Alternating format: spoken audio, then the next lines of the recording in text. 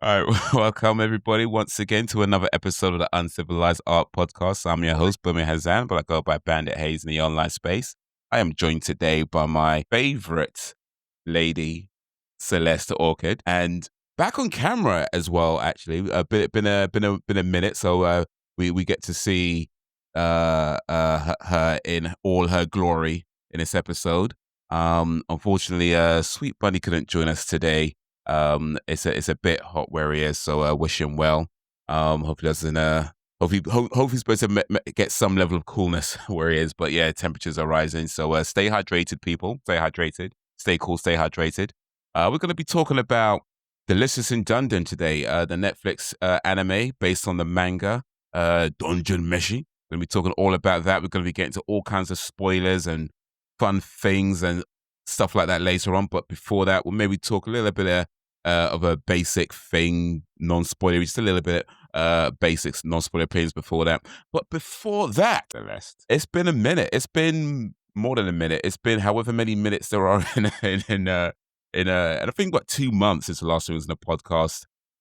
Glad you're back. Glad you're well. You've been traveling. You've been doing all kinds of cool stuff, which you just told me about. Would you want to tell the people about it though, or are you like, nah, screw it, they don't need to know. Oh, well, I love bragging about myself. So if anyone wants to give me the opportunity to do that, I shall. Oh, please do, please do. Well, it's not So bragging if in you the can back it up. So, oh, thank you. I'm just an old hag at this point. No, yeah, thank you for having me again. Yeah, last time I was very sick, but I still went and sold at 3 different conventions here in Denmark. That was really difficult, but I pulled through. And let's see, where did I sell at? I can't even remember. I was at something called Sci-Fi Con Runners. Absolutely fun. I got to meet Bai Ling, which was like amazing. For you guys who don't know, she was in The Crow, she was in Wild Wild West, she was in The King and I can't think of other things that she's in it, but she's such a wonderful lady, and I was just like, "Wow, she's exactly who she looks like in movies." Like, yeah, they add makeup and stuff, but I'm like, "She's a natural beauty." Like, sure, she puts on, like, red lipstick, but, like, if I put on a red lipstick, I'd probably look really good right now, but I'm trying to give you sorcerer. I mean, and then after that, yeah, sorcerer, not saucy. saucy, but, after that, we had a month-long holiday in Japan. That one was inspired by my husband. He said he wanted to live somewhere abroad during his, paternity leave, and he chose Japan. That was on him. It was not influenced by me, okay? I'm just putting that on the record. He goes to me and asks me, "Hey, hun, how about we go live somewhere for a month?" I literally stopped everything I was doing, turned to my man and said to him, "You have my absolute full attention, and I'm intently, carefully listening to the next few words coming out of your mouth." Meaning, this is not me saying, "I'm going to tell you where to go." And he's like, "I think it'd be fun to live in Japan." I'm like, "Stop, let's go. Where are we going? Okay, we gotta figure this out." So we figured it out. And so we went to Japan for a month in May. And then, yeah, after that, we came home. We live in Denmark for like 3 days. And then we went to our holiday that we pre booked before we decided to go to Japan to France because we wanted to go to Disneyland Paris Hotel. That just opened up this year, and that's a little bit cheaper than going to Epic Universe.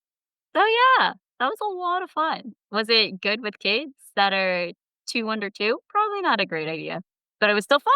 And now we're back getting ready for 3 events in August. And then September, I head back to the USA, back to Japan, and then I come back home. All That's right, it. that's yeah. That's been a lot. It's been a lot, and I did see some of your stories that you posted from Japan and from France. I actually went to Paris last year. I didn't go to Disneyland Paris though, but I did see the Eiffel Tower, and that was really cool. But yeah, it's you've been doing a lot. You've been doing a lot, Oh, and you're doing the I saw you're doing the Bunny Over the Moon. And you had something going on there, right? Or am I imagining that? I'm sure I think you had some of your stories about something you do with Bunny Over the Moon. Am I Half and misremembering? half. So, I am going to these events with Bunny Over the Moon, and then I've been running some promotions where it's just like I'm now bundling some of my products, so you don't have to pay full price for them without a discount code. You don't have to worry about it. I like Just cheap. I like cheap. Cheap is my second favorite price. mine is called Freed. It's Well, that's my always meant first favorite price. Cheap is my oh, second yeah. favorite price. I figured discount. I'm not like that. I feel so bad. Like, every product has, like, probably 20 people who touched it before you get to touch it and, like, 6,000 different iterations. It's not easy. Unless you're me and you just make jewelry and be like, "There you go." Like, "Do you want this? It's nice and shiny." "Okay, thank you, bye." No, I appreciate it. Actually, yeah, my latest product from Bunny Over the Moon, I don't even think I have one with me, but it's a fan. It's a folding fan. If you want, I can get one. But it is really cool. I love it. It's iridescent and it's got my logo on it with a little bunny. It's like the size of my arm. So it's really powerful. It could actually block up the sun. Not really, because it's iridescent. So it's like see through. But it's nice. And I only have like half of the stock left. So I ordered them in March and it's June and I only have half the stock. So it's been Oh, selling well, pretty good. yeah. Yeah. If So I you're hope I this, sell out the next few events. yeah, this episode should be up sometime, maybe around mid July ish. So if there's still stock available, then make sure you get it quick. Oh, yeah. All right. So, I am in going to be running a special summer discount code called like birthdays because it was my firstborn son, like my second born's birthday this past week. Well, on June 17th, it was his first birthday. So that was wild. And we celebrated that technically at Disneyland, but we forgot to get him a birthday badge. We were just so busy. And then we got one at Legoland instead. So when I go back to Japan, I'm gonna ask for like a sticker, a birthday sticker. And they're like, your birthday's not today, like or this month. What the hell? I'll be like, I'm poor. Okay. I couldn't afford to come here sooner. Actually, you gotta say what you gotta do to get your little button badge. They're oh really yeah, cute. And if they give me a sticker, it still counts because it's not for me, it's for my son. I yeah. love So my kid. He's actually kind of sick because he as long got as you get his the sticker, vaccination after his birthday. So he's handling it like a champ. He's just really clingy and I can't put him down without him like crying. what do they vaccinate against at 1 years old? Like, I guess like was it measles? The That, measles and chicken pox. There was a case of the chicken pox at his daycare, like, in May and April. I was like, "Oh, shit, thank God we were gone." And yeah, but, it's a lot of things. I know measles, shingles is one of them. I just don't remember all of the concoction, but he's doing really good. The doctor said that he would get a slight fever, maybe 1 to 2 days, and then he'll lose his appetite for a little bit, but then it's gonna come all back within, like, a week. And it hasn't been a proper week yet, but he did have the fever, and then he is coughing and throwing up a little bit, but he's fine. Like, he is eating, he is sleeping just fine. So nothing new, nothing out of the ordinary. that's good. No explosive Yeah, diarrhea. big up, little man. Yeah. But, side or going back to the whole bunny over the moon thing, I'm actually starting to incorporate that with some of my convention work. At some of the events, I'm starting to pitch helping out and giving back to the community. So if you are in Denmark or going to any Danish convention that I am guesting at, helping out with it, I am now running some panels, and I'm so excited to be helping, the community and giving back and not just making them look better with my awesome creations, very That's exciting. really cool, actually. I think it's actually one of the most important things to do as anybody really to at some point, give back. Because like whether you become rich, famous, whatever, like anything that you've been doing and been a part of for a while, in some level, has given you a lot, right? And whether it's like you become a big superstar or whatever, you've gotten something from it. So at some point, yeah, it's so important to give back. Um, so yeah, Putting on my you blanket. know what it looks like on camera, by the way. Like, What? I'm sure it looks like something that I'm pretty sure you're not intending it to look like. What? What'd I do? it, I'm it it putting looks. on my blanket. You wanna see my blanket? Oh, actually, in that case, it's exactly what it looks like. It looked like you were just like changing your pants or something. Like, Yeah, it kind of is because it's a mermaid tail. oh, okay, so no, in that Is case, it a it's fun pretty much what it fact? looked like then. It was pretty much what it looked like then. I mean, it looked because yeah, it looked like you were like you're taking off your what do you call it your skirt or something or I don't know what you're wearing underneath. Inside it, it's like, it's just I gotta slip inside it, I don't know, okay? man. I'm not taking my pants off, I'm putting clothes on. You might have to charge The like part is I a have a normal blanket right next to charge me, extra for that and I something. don't even wanna use that. I wanna use my awesome dark mermaid scale, blanket, which I really one of my goals, I don't know when, I want to hand sew or, like, machine sew sequins to make the perfect mermaid tail. So it looks exactly like a mermaid tail would be, like you know how fish like, okay, so hear me out. You know how goldfish have, like, translucent kinda scales like betta fish? You've seen, like, betta fish, right? And koi fish? Probably. I'd me remind myself what they look like, but okay. Okay, okay, well, I'll send you a quick betta. I would love to make a beautiful betta fish, like, Okay, right, costume, right. and so, like, I really want the scales to not be, like, chunky, but I want them to not be, like, micro, but I want them to have, like, actual fish scales and not, like, these not like these ones. I don't want this size, I want it smaller. Okay. So, it's gonna be, Like like, really sequins. hard. Yeah, so that way it really has, like, the feeling of scales, and I wanna make it like my colors. So, kind of like hold on, let me see, let me grab this one. I want it to look like this, with this, like, lilac with blue, and I wanna, like, blend it so it was really pretty. There you go. Check your Instagram. All right. If you guys haven't checked my Instagram, I didn't post it there, but I talked about it. So if you're not following our Instagrams, you can't find out our little shindigs in between podcasts. Yes, so make sure you're following the Instas. Okay, but this is what Oh, up to nope. Nope, green screen. Nope. There, yeah. there we So I go. wanna make something like that, and I think that would be really fun. My other idea was just doing it in a Pokemon version and being like Gyarados. I'm stupid.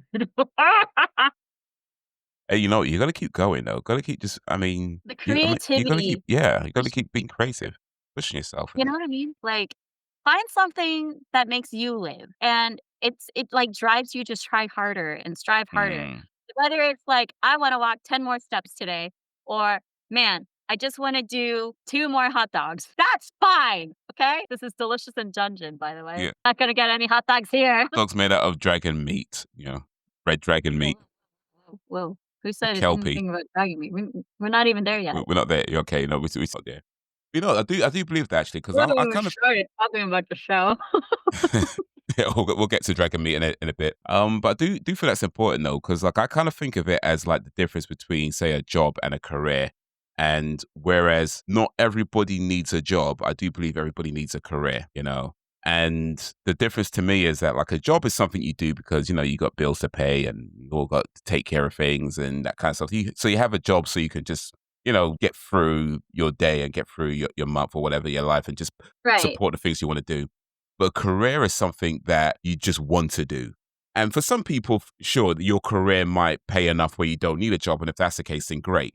But, if your career doesn't, or you just, maybe it doesn't make any money at all, that doesn't mean you don't do it, but you still need something that you want to keep doing, that you're passionate about, regardless of whether it pays or not or whatever. Anything that's not important bit, but just something that you want to keep doing. You don't have to be the best at it, but you just, maybe get better as you go along and have a career in that field. So yeah, and I do think that's important. You find something that you want to do, that you're passionate about, and you just keep going, and you find ways to keep going, and yeah, Yeah, I mean, I that's the see a degree. brand new fabric, I'm like, "Oh, I need it." I go to a store, I see a dress, I need it! Like, I hate to say this, but I'm so materialistic, and I love it because it keeps me going, you know?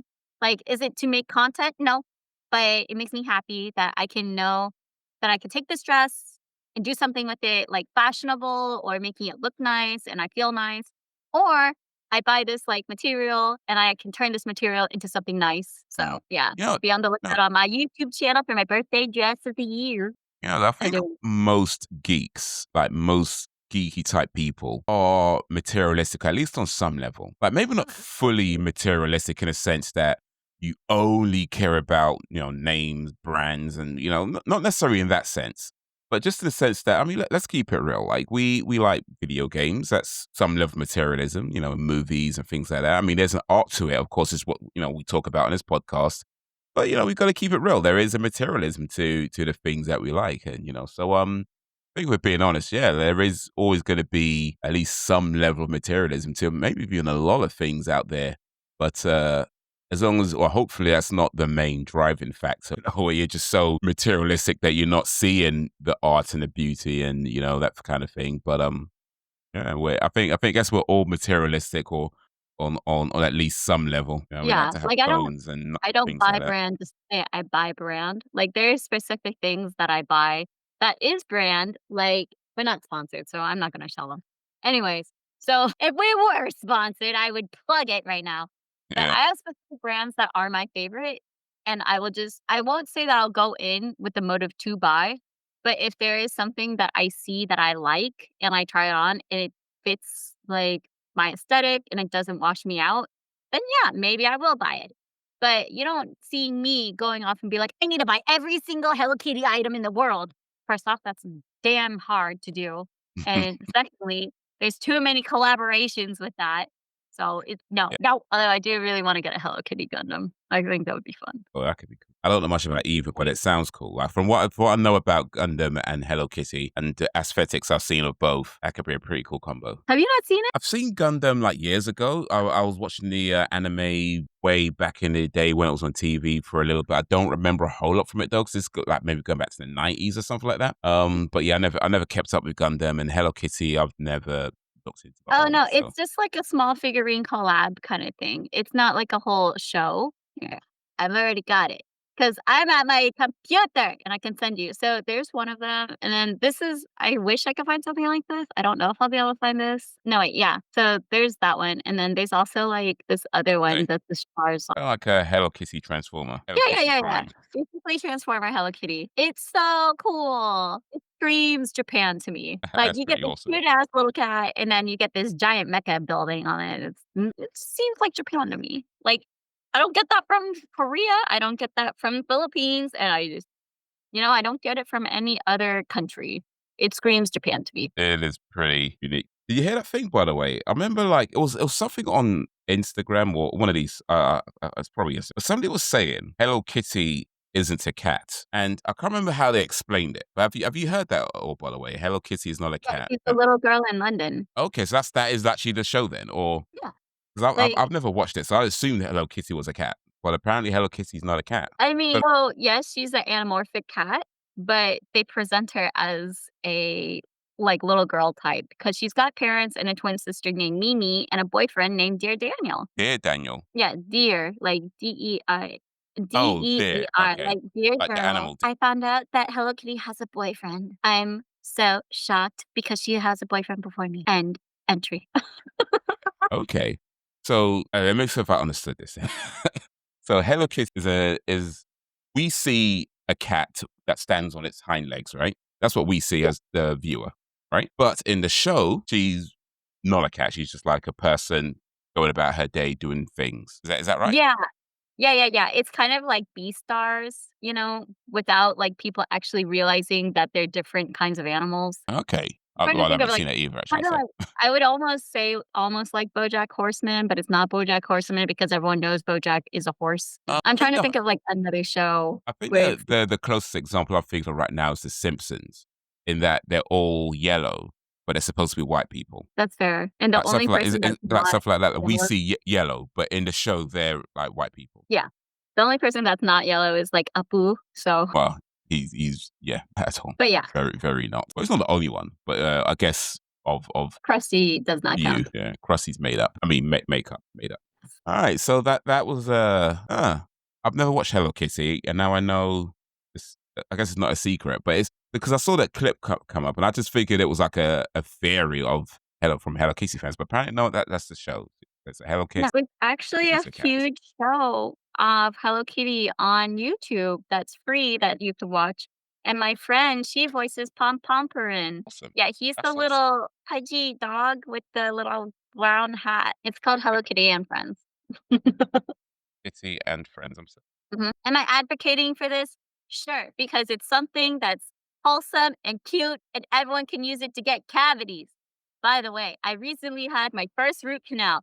Do not recommend. That was so painful while he's looking this up. Root canals, really suck, people. Not only are they expensive, it was not as expensive as the USA because I live in Denmark, but it was still expensive and it sucked. I did the wrong things with like extreme ice cream. I ate lots of ice cream and I like messed up the nerve on one side, so then it spread to the other side. And then I took lots of painkillers, which didn't pain that like helped the nerve. Then I was icing, like pushing the ice too hard on my jaw. So Yeesh. that made it hurt really bad. I was in so much pain. I was crying. Yeah, root canals suck. Take care of your teeth, visit your dentist so you don't have like a bill that's 20 times your normal amount. Okay? I had a There's my root canal years ago. Yeah, you know what? 100% agree. Like when I was a kid, I used to eat loads of sugary stuff, and for years after that, I was dealing with the consequences of eating loads of sugary stuff. And yeah, eventually, I mean, I've had like teeth taken out and stuff like that, and eventually, one of them has to have a root canal done on it. I think I've gone through most of the things fixed, but of course, you're still going to take care of your teeth. That is important. Take care of your teeth. Brush your teeth at least twice a day. Make sure you floss. You know. In fact, here's the thing. Actually, apparently, I'm not sure people know this. It might be common knowledge. We'll see. But because there's like a debate whether you should brush your teeth before or after you eat, right? But the thing is, when I spoken to a dentist, what they've said is that it doesn't really matter whether you brush your teeth before or after you eat. What does matter is that you don't do them too close to each other. So if you eat, you should leave at least 20 minutes before you brush your teeth. And if you brush your teeth first, then you should leave at least 20 minutes before you eat. You know, and it's something to do, I can't remember the exact science behind it, but it's something to do with like your mouth and it has to break down foods and stuff like that. And, and so it's kind of I like guess your saliva does something. So once that's finished, then you brush your teeth.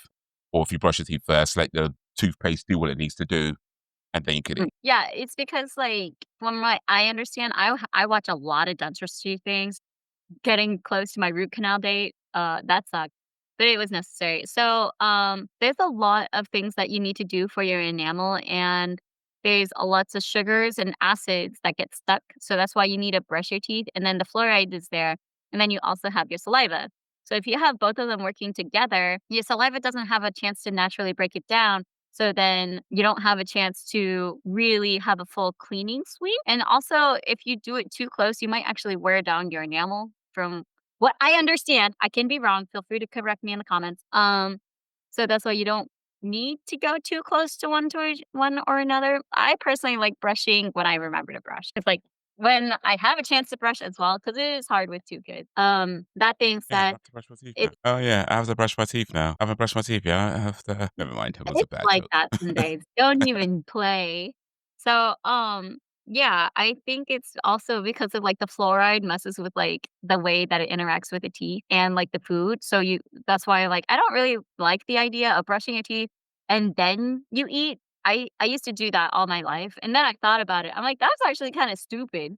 Like, you just cleaned your teeth and now you're soiling them. So, what was the point? It's like, why did you take a shower just to roll in mud? I mean, that's kind of how I see it a little bit. I tend to eat before brushing my teeth. So I'd have my breakfast, 20 minutes later, then brush my teeth, stuff like that. That's how I tend to do it. And even like if I'm at home, throughout the day, like if I eat something, a little while later, I brush my teeth. But yeah, at least twice a day before you go to bed. That's important. Brush your teeth, wash your mouth. Yeah, that's been normally why I just drink water. Like, yeah, that was a whole nother thing. Like, on one of the TV shows that I was on, I was like, I really, really hate it. And I still do. I'll take this to the grave with me. I could never be with someone if they have really gross teeth. And I mean, like, if it is caked on and it's yellow and like just nasty. I know that there are some people who just have like black gums or something, like, okay, I'm not gonna say, like, I can't kiss you or something, but it's like, okay, did you get that from smoking or did you inherit that or did you not go to the dentist? Because it's like, yeah, I understand that that's not cheap, but man, if you just have naturally bad teeth because you were born that way, that sucks too, you know? Like, some people don't prefer Asian chicks, so it's just like, well, oh, well, so bad, sorry, no, no, please have nice teeth, like, if you want to get back out and dating, have clean teeth. Before you get back on the market and you want to present yourself to a nice, fine individual, make sure you see a dentist first, get your teeth scraped, and present your best smile. Did I you feel I, not? No, I'm just saying all that stuff you said about teeth and gums. I'm like, this. It's probably a good thing I have this pop shield that covers my mouth. Isn't your teeth really white though? You know what? My teeth, I don't know. They probably look white on camera, because of the light, but they're not too they're not really that white. I mean, they're not. I guess they're not super bad. Like I don't know, that maybe not as bad as you were describing, but Yeah, like, what I'm saying is, like, if they look like this, okay, okay, they're not. Yeah, like they're not. this, like, if it's, like, yellow, I don't think they're yellow, that bad. like, They're not yeah. that bad. I'm talking about, like, legit a Brit like, the color of pee pee, like, bad pee pee. All right, Like, fair, there is fair, a fair. problem. Yeah, if your teeth are the color of Those urine, things there is an fine, that's issue. okay. Like, just get some Crest white strips. We're not sponsored, and if you want to use them, that's on your own accord. Or if you wanna get whitening toothpaste, yeah, that's fine, but, like, when toothpaste does not get rid of your, like, shits, your calculus tartar, or plaque, that's a problem. Take care of your teeth, or girls don't won't want to kiss you. That's the guess. That's the message today. Take care of your teeth, or girls won't want to kiss you. We're going to talk about delicious dungeon, but now we're going to talk about whether girls want to kiss you with bad teeth or not. I mean, okay, okay, Bandit, Bandit. For 200 pounds, would you kiss a woman with okay, I saw this because of my YouTube shorts, but there was, like, someone with a bridge of, like, plaque that has been calcified on their teeth. So, would you kiss someone with a 1 tooth for 200 pounds? And I All mean, you right, have to so there's full on tongue this woman. It's a French or all right. individual that you're interested in. I'm not They've got gonna so much build up. It looks like they got one tooth, what like one Yeah, long tooth. yeah. All right, 200 pounds. You know what? I mean, You have the French kiss. Like, you gotta get in there. I might do it for 20 quid to be honest with you. Have you seen that? Oh my god. It just makes me it scares me straight. Like, if I feel like, "Oh, man, I'll just go to sleep, I'll brush in the morning." Like, I just scroll on YouTube and I see, like yeah, it scares me to, like, get out of bed even if I'm nice and cozy to go, brush my teeth and blah. Now we know But yeah. what bandages would do for 250 pounds. I mean, no, yeah, I mean, you should take care of your teeth, and I think, in honesty, like, I mean, let's keep it real. There are certain things that, on first viewing, are going to be off-putting to a lot of people, but I think also, you can kind of look past certain things if you really, really like somebody, right? But yeah, I Okay, don't know. Like, well, name a few things that you would look I don't past. know. I guess you have to really like them to look past that, though. They have to have a really good personality. I guess you That's gotta just a really look good past. personality. Well, Really, really. or So was it how chicken legs? Were we talking about chicken legs? yeah, okay, so how much would it cost? How much would you want to kiss a dude? Assuming, okay, pretend you're not married and that kind of stuff. If you were Oh, single, like, if I am single, yeah, if like, you're I'm on the single, market again? yeah. So, or I don't make assumptions, but but how much would you want to kiss a dude with the one, what's it called? The one tooth, all that build up, and with tiny legs?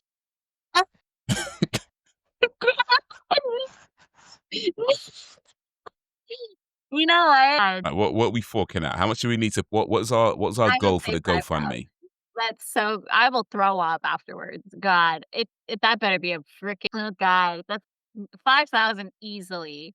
Like, it doesn't matter if they're like Brad Pitt back in the day during, like, Interview with the Vampire, if they got, like, 1 mono tooth, ugh, like, yeah, keep the mouth closed. I'll I'll kiss your cheek or something. Like, 5,000 easily, like, anything less than that is a no. Like, 499 like, no. No, sir.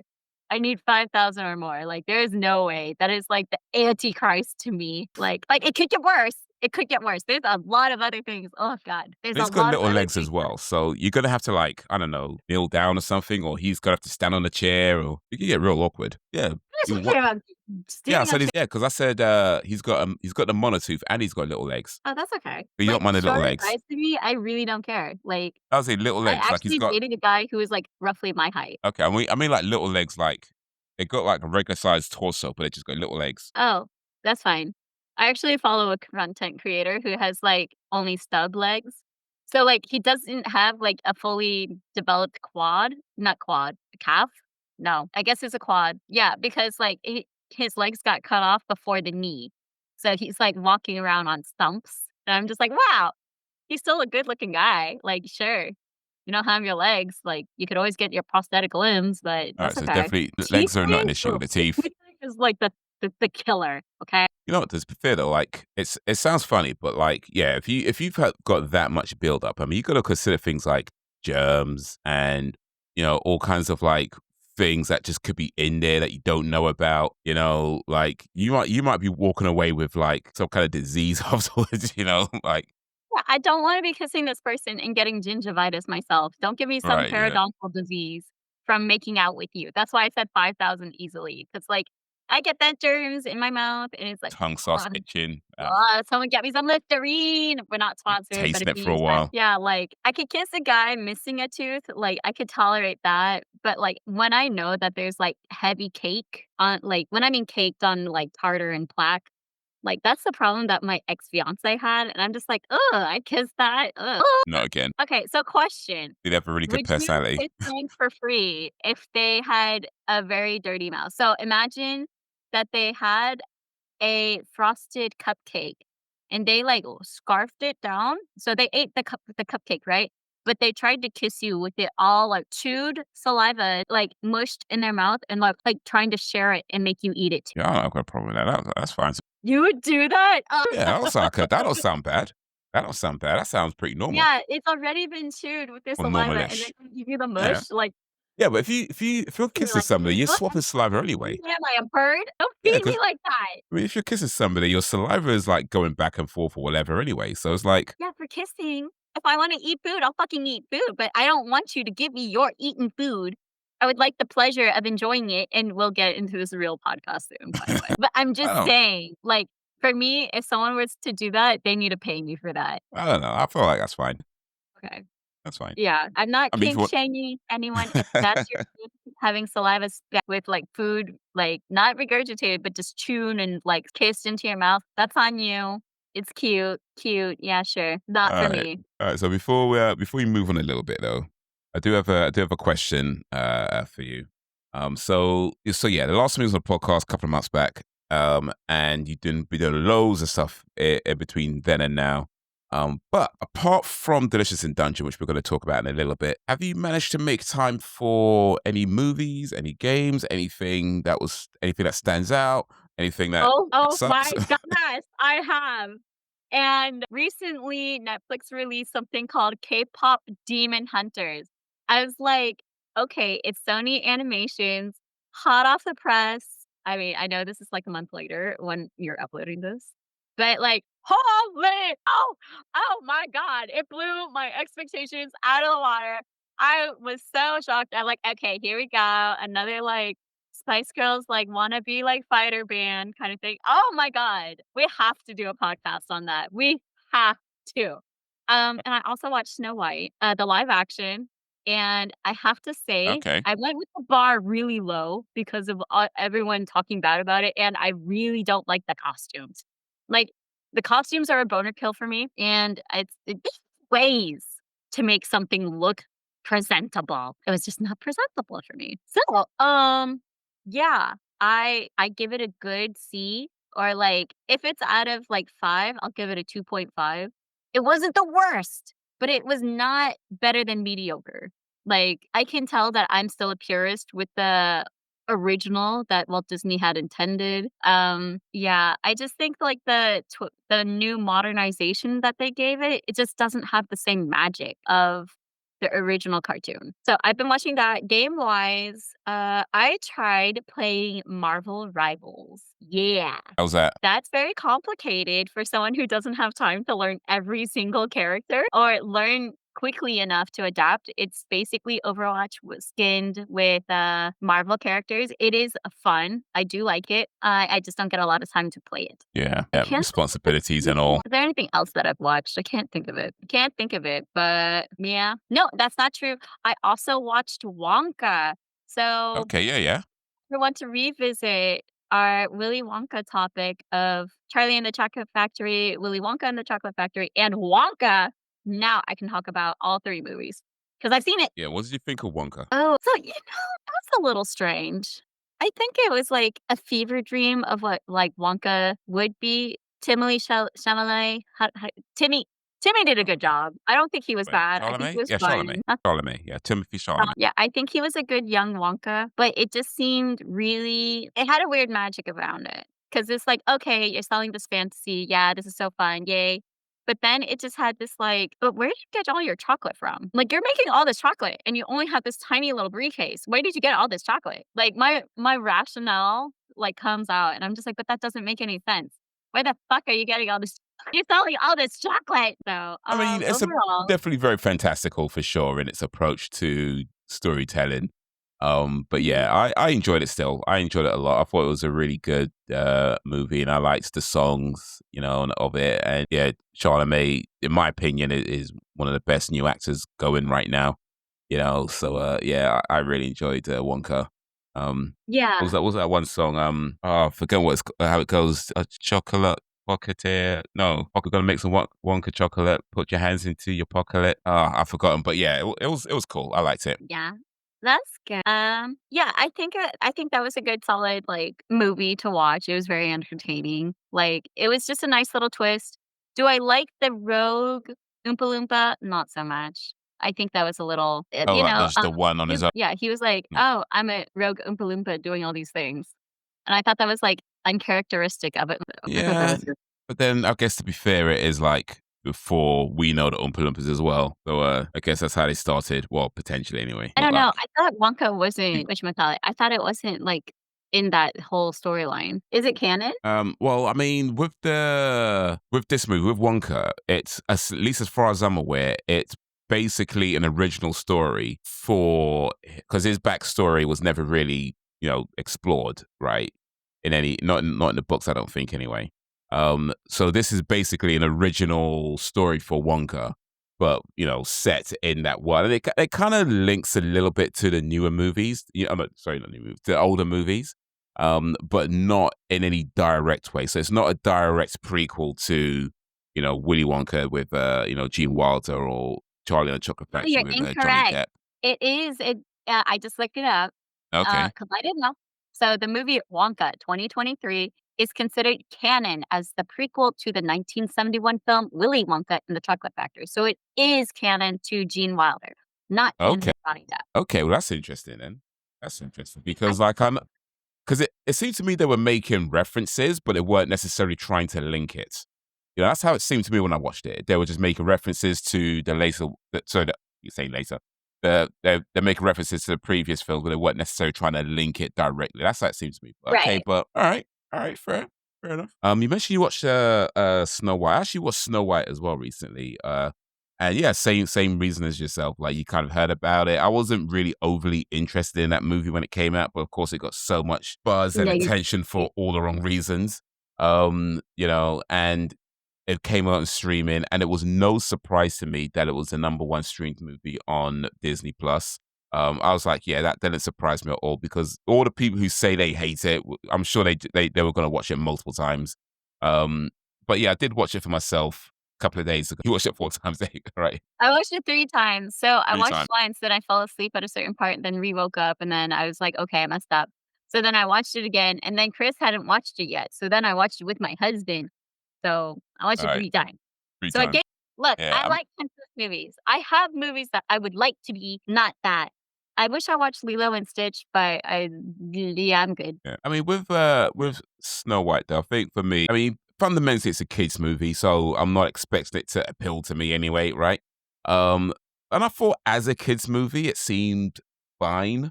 Like it wasn't bad. It wasn't, anything. It wasn't particularly great in my opinion either. But I'm also not the target audience, so that's fine. So as a kids movie, it seems fine. I think I do agree with the costumes. Like, yeah, they felt a little out, and I know they're based on, of course, the original. Well, I say the original, the Disney one, which is Yeah, technically the not the cartoon. original. And I get that, and I could see that, but at the same time, it did feel a little out of place just from the aesthetics. But again, it's fine. But yeah, it definitely didn't deserve all the hate it got. It wasn't a terrible movie. It wasn't particularly a brilliant movie. I thought Rachel Zegler is an amazing singer, when she was there during the singing parts.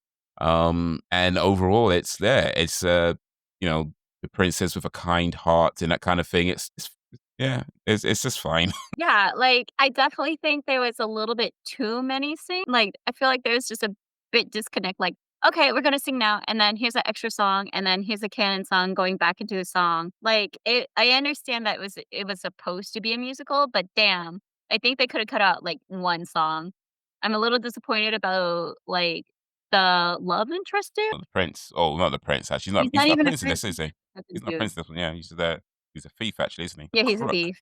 Which it's kind of like, are you testing the waters? We already got that guy with Flynn Rider from Rapunzel, so or Tangled. So it's just like, why are we going into someone else's territory? Like, she falls in love with the actual prince. Why are we deviating from the story? I don't really like how they're deviating from the story.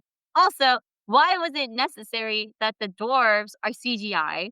And that makes me really sad because they just look kinda like just look so weird. I really hate that.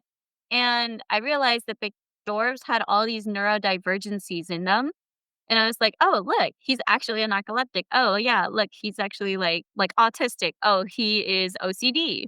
Like, Doc is definitely OCD, there's no other way to put it. And then, like, Sneezy, he just has, like, constant allergies, so, they all have certain, like, abilities or problems that normal people have. And I'm like, "What, do you think normal actors can't portray this?"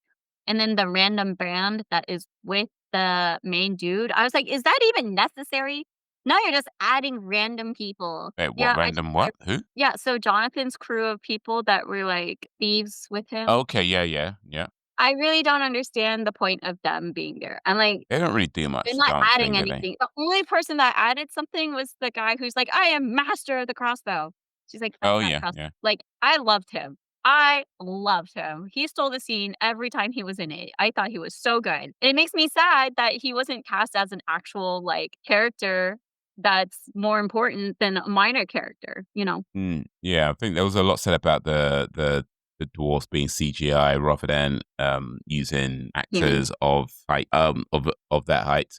And Yeah. I mean, I guess I'm in two minds about it because on one hand, I think my personal preference would have been to see actors, right, live actors. That's But where I would have at been. at the same time, I also recognize that when it comes to any kind of creative project, there might be very specific looks you're trying to go for that real actors aren't able to do, like in terms of their look, not their acting itself, but just their actual look of them, because they're not the way the dwarfs are is CGI, they're very human, right? Well, I'll Um, fight you with that because look at the Hobbit series, and they had dwarves, and some of them looked just fine. I'm talking about you, Killy. And I'm just like, I would throw that whole out of the window because Peter Jackson took whatever he had, like, and scrounged it up because he was not the main person on that film. I forget who it was, but he still got his dwarves to look like dwarves, even if they were like taller men. So you could have normal sized people, CGI them to be smaller. Well, not CGI, but edit them to be smaller and then have it work and then have stand in actors. Like, there are ways to find the right looking actor or use prosthetic makeup for that to work versus, oh, let's just CGI everything, which kind of defies the point of a live action. Like with mm, Lion King, it kind of makes sense that you need a live action CGI movie because these are animals and there's no way in hell you're gonna train a lion to walk around and be like, "Hyenas in the Pride Lands!" They're not gonna be like that. So, the one thing I will have to say about the dwarfs that I really liked is, like, their magical prowess that they have. Like, they're like, "Okay, the Hi-Ho scene," and they're like, "Look at us, we dig, dig, dig." Like, the updated version of Hi-Ho, that was awesome. I love that. They should turn that into a huge, like, roller coaster, like a dark roller coaster ride. And, like, every once in a while, there's gonna be a dwarf, like, lit up, and then they put the hand on the freaking rock, and then it will light up and while you're traveling.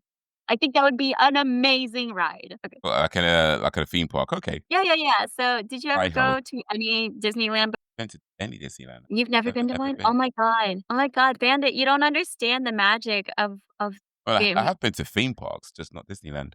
No, no, Or no, is no, it? no, Is the Disney theme park. Bandit, I want you to make a goal to go to one of them, and because like okay, okay, okay, so I'm gonna backtrack. So when we went to Disneyland Paris, it was because it was my mother-in-law's first time going, and Disneyland Paris Hotel opened. I really wanted to go to that. So we made sure that we were one of the first guests, like, newer guests in one of the nice hotel rooms. And she's like, "Oh yeah, I've been to like amusement parks before, but I just don't know what to expect." And she was like really blown away. And even my husband, when he was like, "Oh, we're gonna miss the fireworks this time. You're gonna miss the fireworks." I'm like, "We'll just have to play with that and we'll figure it out." But when we saw the fireworks, oh my god, he's like, "I've never had so much magic in my life."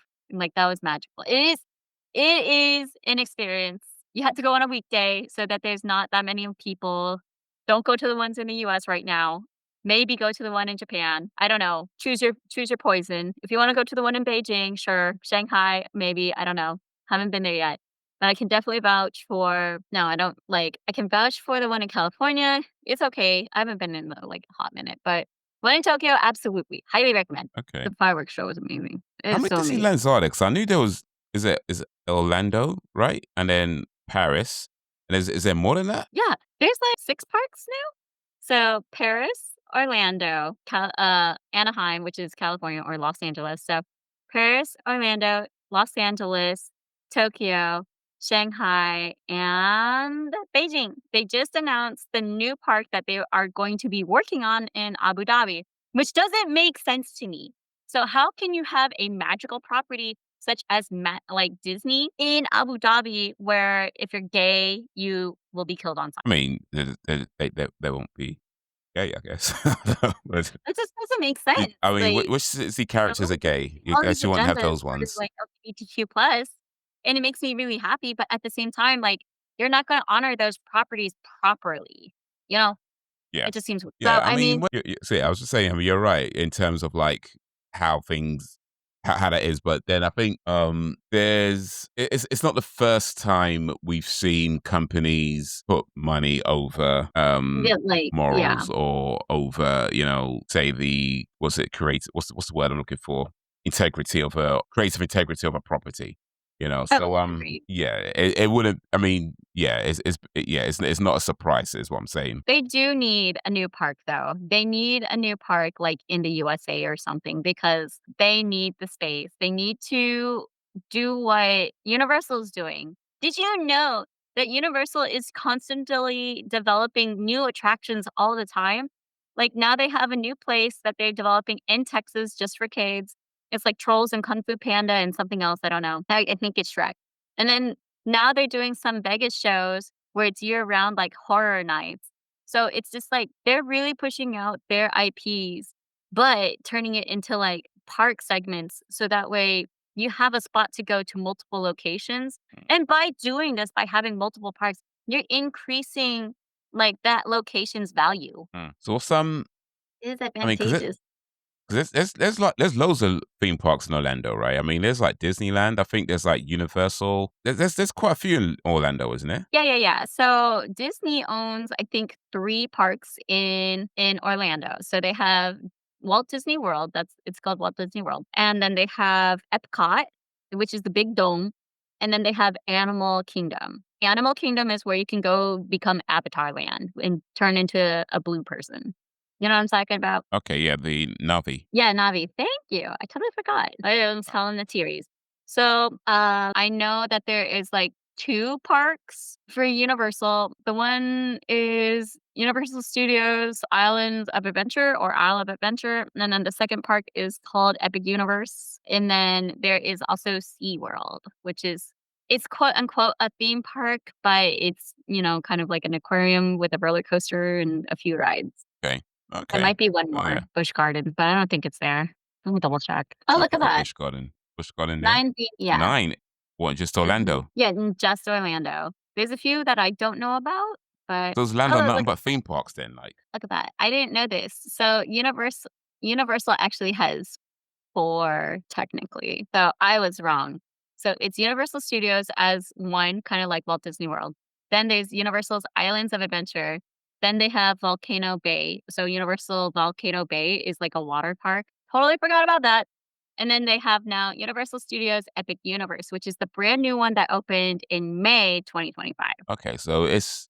I mean, do they have anything other than theme parks in Orlando? Because that's a lot of theme parks for one city. Orlando is a city, right? Yeah, it's a city. Orlando's a city. Yeah, that's a lot of theme parks for one city. Like, I mean, it's just nothing but theme parks in Orlando. Do they I mean, they have I wouldn't schools have a there? problem with Like, 'Cause, like, if you think about how Vegas is, everyone thinks of Vegas as just the Strip, where it's just casinos and big hotels. Yeah, yeah. I guess there's probably like a sandwich shop around somewhere. Yeah, exactly.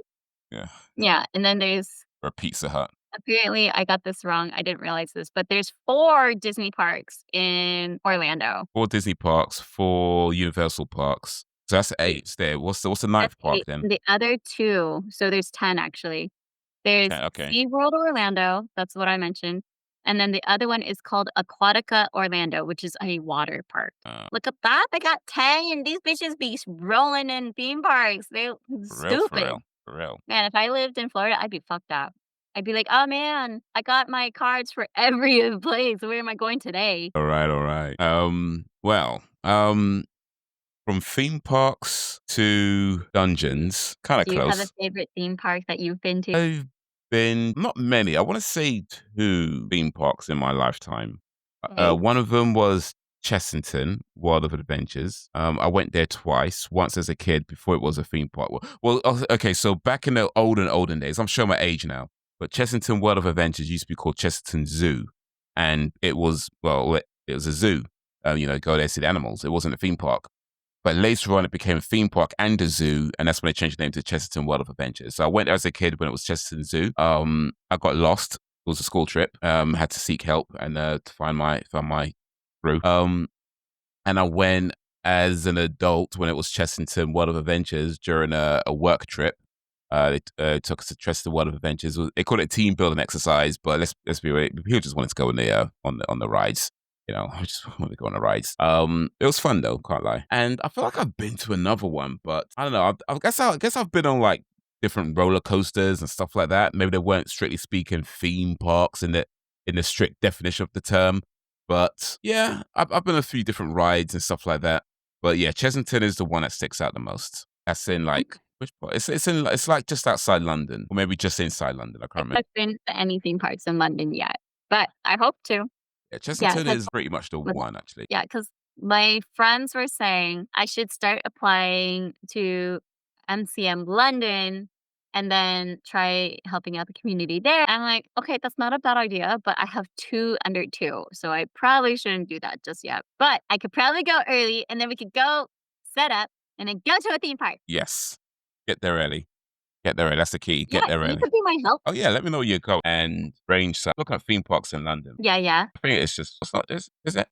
I hate the no. I don't want your. You know what? All right. So what we got here? This is the World of Adventures. Oh, there's Legoland Windsor. Of course, I forgot about that. Yeah, I've not Which been one? there though. Legoland in Windsor. Oh, that's So there's that. fun. Yeah, we go to Thorpe Legoland Park. here all the time. Park and the London Dungeon. I guess that counts as a theme park. Apparently, What is the that? London. What? That sounds like some bad kink I don't know if club. I'd call it a theme park, but apparently they pull it under theme parks in London on this site. So the London Dungeon is take a scary but humorous 90-minute journey through 1,000 years of London's history at the ever popular The London Dungeon. There are 16 interactive shows featuring live theatre actors, while two rise to guide you through the city's murky past. Walk the Whitechapel Labyrinth with Jack the Ripper. Experience the curse of a witch and be careful not to lose your head on the tyrant's boat. Ride with King Henry VIII. I don't know if I'm supposed to read it like that, by the way. But, I mean, I was enjoying it. I just wanted to know, did you enjoy going to the London Dungeon? I've never been to London Dungeon. I mean, I've known of it, but I've never actually been there. Okay, so it looks like we're gonna have to do that. All right. So yeah, That's a Celeste is Wonderland. gonna come to London. We're gonna go to all the theme parks in London: Chesterton, Legoland, Fort Park, London Dungeon, the London Bridge Experience, Warner Brothers Studios tour. The That making of one Harry I Potter. absolutely wanna do. Yeah, so we do that. Shrek's Adventure. Okay, these are stuff I didn't even know actually. Some of them. Surprise. So yeah, that's pretty cool. I've lived in the city my whole life, and some of these I've known about. And I guess when you live here, you don't give it a lot of thought as to actually going there. When you live in the city, you just kind of see it and don't really think about it, which is a shame because there's a lot of cool stuff in London that I really should be taking more advantage of the fact that I live here and go to them. So yeah. Some of these are quite expensive though, so I guess better start saving now. Yeah, I mean, that's the hard part because we don't know, and hopefully when it happens, we can try to hit it up because, like, I'm not gonna give up my business for a while. So we can hit up like maybe 1 to 2 theme parks per Yeah. event. We can vlog it, so be sure to check our in-person view One of theme parks in London. Yeah, 1 to 2 so we don't go broke too quickly. So, but yeah, that's a good one. That's a good number to aim for, 1 to 2. But yeah, actually, what's a better segue from London Dungeon, the Dungeon Meshi? That's a better segue. Um, yeah, we're gonna talk the delicious in Dungeon Meshi. We're gonna get to some spoilers in a little bit. What is your opinion on delicious in Dungeon with just for now, without any spoilers? For somebody who hasn't seen it, how would you describe it? When I first saw it, I really hated the art style. I didn't like how lackadaisical it was, but it actually has a lot of charm. So if you're looking at it just for the art, you need to ignore that because it's very wholesome looking. It doesn't have to be hardcore. It doesn't have to be difficult. It is basically your version of D&D, but in anime form. And you don't have to do any of the roles. You already got a little party formed and you got the names. So everyone's been made. You just got to go on the journey and watch it. You like that? Yeah, I think I'd agree with that. Actually, I would say for somebody who hasn't seen it, my kind of first initial impressions when it started was like it's kind of like a rogue. Is that roguelites? Is that something I'm looking for? Like, you know those games where you die, you start again. Um, is that right? Roguelites? Those video games where you have like Mm, dungeon crawlers. Yeah, like the games like uh, Diablo. no, like, oh, bloody hell, man. Like, Enter the Gungeon, like that. Or, what's the other one? Are you talking about, Isaac. like, Golden Axe? I guess kind of like a Golden Axe as well, like old school games where, you die, you start again. Yeah, Um, yeah. so like, Like a side yeah, scroll? Are you talking about, like, that kinda thing, like Teenage Mutant Ninja Turtles where you more, die and more, then you start again? Like more Respawn? like the ones where they have like the procedural generating worlds, because it changes when you go in again. Yeah. So like, what was it? Bind of Isaac, I think does that. Hold And on. I'm gonna help you with this. Give me a second. Diablo. It I've is not played Diablo, by the way, so maybe that might count. yeah, yeah, yeah. So, it's called a dungeon crawler. Dungeon So crawler, okay. that's what it is. Because Diablo when you play Diablo, you have your core set places, but your layout and map you usually get there is different online. At least with Diablo 2 and Diablo 3. I have not fully played Diablo 4, so I cannot vouch for that and such. So that's very different. But dungeon crawlers usually you die and then you res again and then you go back into the dungeon. Now, if you leave your what was it room? Is that what we called it? I guess so, because it's not leaving the server. But like if you leave your room, it will regenerate a different map. So you'll still have your core like waypoint spots, such as like, oh, here's the entrance to a cathedral. Oh, here's the entrance to this cave. Like you can use the waypoint, but the surrounding area is like map of fog. So you don't know exactly how you're supposed to get to the farmer's house. Yeah, so kinda like that. That's the impression I got of it when I watched it, when it kinda started, and, watched it for the first time, even though, they don't technically die. But, that kind of coming out and going back in and, failing, starting again, that kind of thing. And yeah, it was definitely as I watched it, I would say it's more layered and deeper than it gives the impression that it is. Like you say, it has this kind of anime cutesy art style to it, and the characters can be a little bit over the top and eccentric at times. But as it kind of progresses, you kind of realize there's much more to it than it kind of lets on, or that it might create the impression of. So yeah, it's a pretty in depth show. But that be it for non spoilers. Now let's get into the real discussion. This is your What? spoiler warning. We are now entering into the section of this podcast where we'll be talking about delicious in dungeon, and we're going to be talking about it in as much detail as we can possibly muster, which means spoilers galore from here on out. If you've not seen it, you may want to watch it first. If you or if you have seen it, or you just don't care for spoilers, then we'll continue. But here we go. Now, Lady Celeste Orchid, this was your suggestion to watch Delicious in Dungeon, and it was a good suggestion. I'm glad you suggested it. It's a show that I probably would have skipped over myself. I probably would have not bothered with it had you not suggested it. I probably would have maybe sit in the feeds and scroll up past it. But you suggested Mm, it. I watched it. I liked it. We're going to talk about it. But my question for now is why you suggest it? okay. So I suggested this one because my husband fell deeply in love with it. at first I thought it was like, "Okay, this is kinda cutesy, it's okay." And then as we got to the later episodes, I was like, "Holy fuck! We're in a whole heap of trouble." Like, the layers that they just started building, like, it was like this innocent, like, "Oh, yeah, we're just a dungeon raiding party. Oh, we gotta go save our member." But then it's just like, no. Then it was just like, "Okay, well, that's alright." And then, it just gets more into everyone's backgrounds of like, "Oh, this is who this person is, this is what they do, or this is their history." And then you see, like, them grow together, and the moments are pretty funny, but, oh, honestly, I was like, I think this is a really interesting topic because it delves not just, like, your party members and how a lot of them split up, What would you do in those instances? Like, would you eat those monsters? Because this ties back into, like, what would Bandit Hayes do in that situation? Would you need to be paid or would you just eat it? Like, do you know any of these monsters? Do you have lore in D&D universe? Or is it something that you're just kinda like, "Okay, let's go. I'll watch it." And then do you know, like, then it's just like, "Wow, this is crazy." Because I honestly didn't really watch it for, like, the art style. It never really appealed to me, like, Marcel's costume is, like, nice, and I'm like, "I could make that. It's not difficult, but do I want to?" And I'm like, "I have the fabric over there." But it's like, usually when an anime is really good and I want to cosplay from it, I'm like, "Okay." I specifically like Fallen, but then I realized, I'm like, "Yeah, but it's not fancy enough. I like fancier costumes." And then she turns into half bird woman, and it's just like, cool. It's cool. I really like it, but as I was talking to Bandit before the podcast, I don't wanna walk around half dragon woman, but not have the butt part and the tail part, so then it just looks like I'm chicken woman. So, yeah, I don't wanna walk around booby exposed chicken woman with chicken legs. Yeah, no. Was it big boobs and chicken legs? That's a I mean, that's kind of the dream because you got a big boob woman with, like, really tiny legs, right? You don't want her legs to be like, I don't know, maybe you want big legs, but it's just a look, I don't want dragon legs. big boobs, big boobs. Wait, yeah. I mean, I think I'm just stuck on big boobs to be honest with you.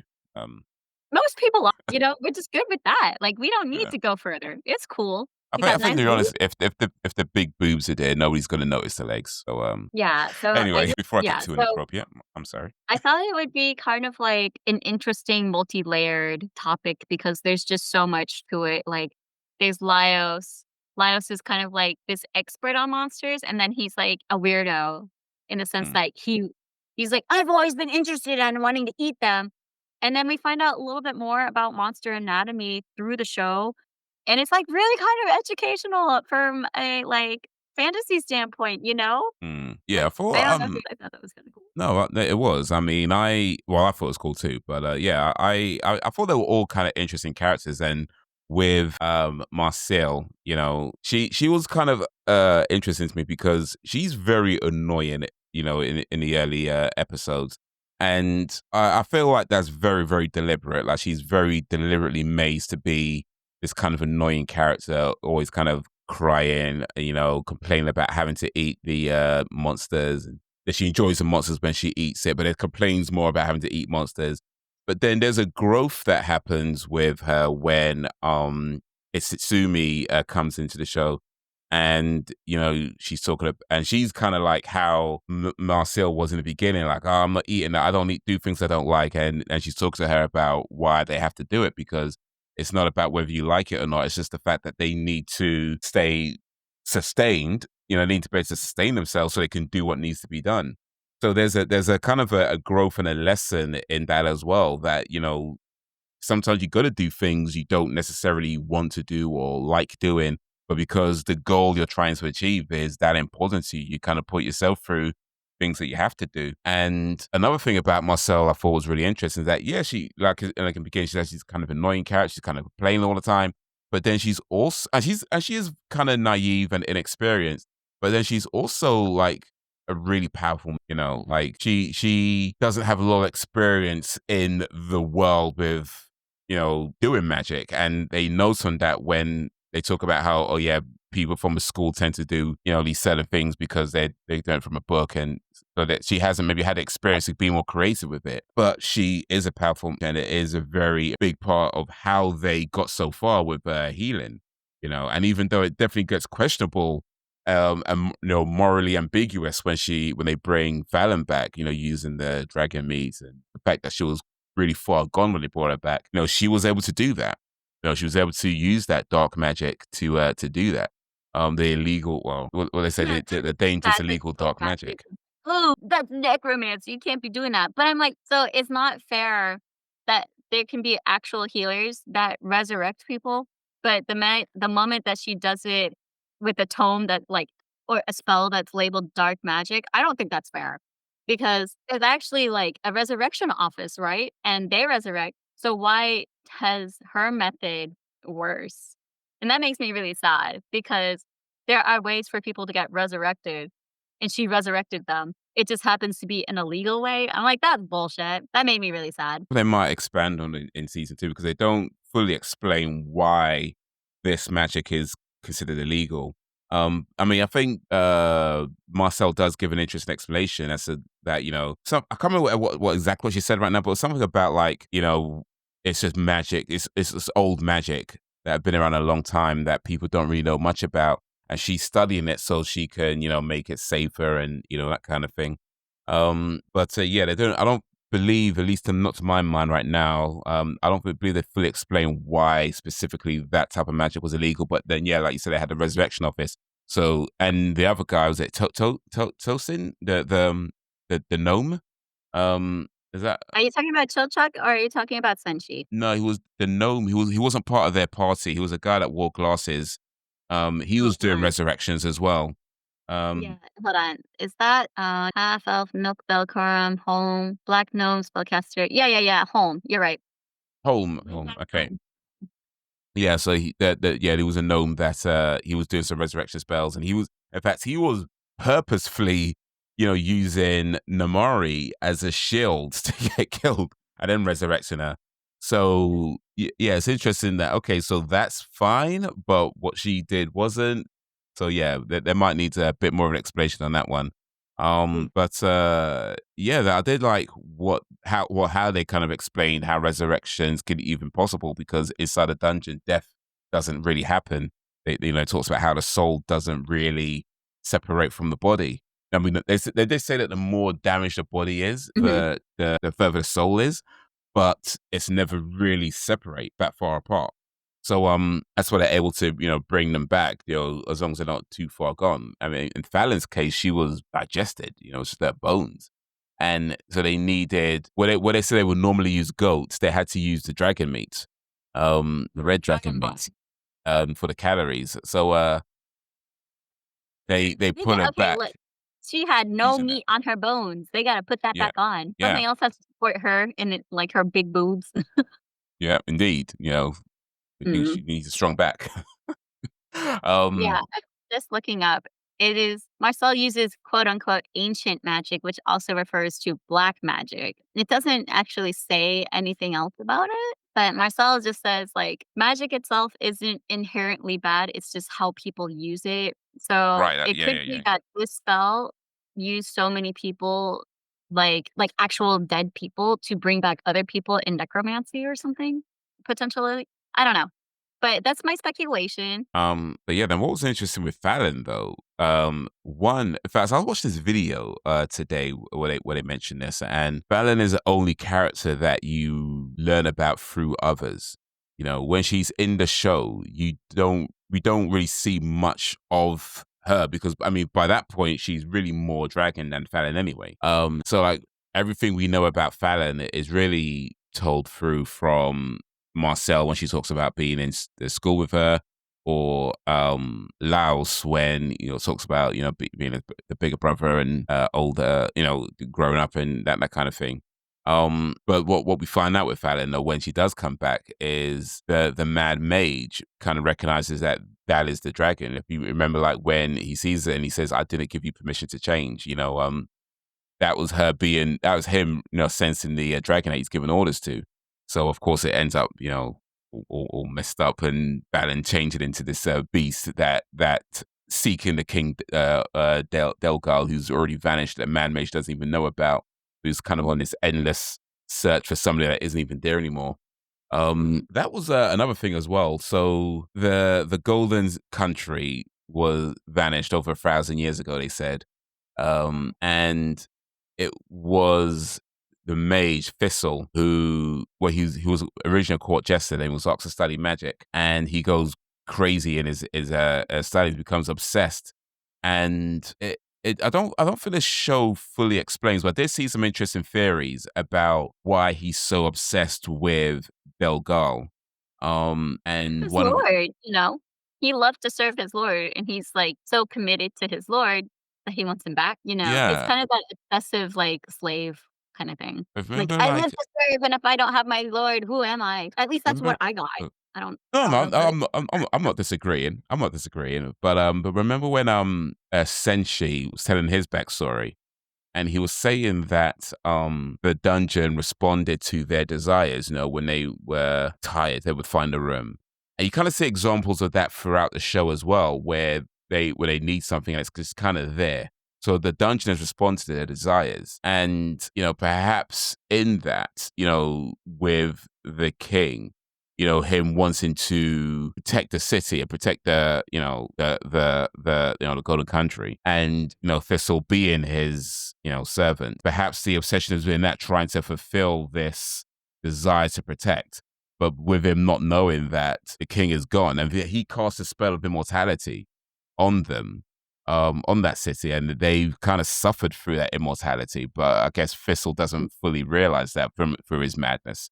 But this kind of continuous cycle is, I guess, in some way, Thistle, in his twisted mind or whatever, trying to protect them and not realizing that, or perhaps maybe does realize and doesn't care. We don't know yet, but perhaps on some level doesn't know or doesn't care that he's not protecting them. Yeah. I mean, it's one of those thoughts where it's just like, "Oh, I'm doing something good," but really, did you ask the people that want it, like, that you're casting it on? Like politics. It's like, "Oh, yeah, we're gonna do this, this, and this." It's like, "But did you ask the people if this is what we wanted?" Like, "Did you see the polls?" "No, we were not in favor of that yet," "Too late," Actually, kind of speaking of thing. immortality, so remember a while back, there's more than a few podcasts ago now, you said that you would like to live forever. In the way they depict it in Delicious to Dungeon, where you see the town of people who are immortal, and they do stuff, but they don't really, just to kind of keep busy, but they're not really enjoying it. So they end up wasting food because they don't really need to food. They don't really, they can't taste anything because they don't really get hungry, things like that. You know, if immortality was like that, would you still want it? Yeah, I would still want it because I still need to make all this stuff. Hey, there's so much stuff that I want to make, and I don't think I would ever be done making things. Like, I think that would be ridiculous if I ran out of things to make.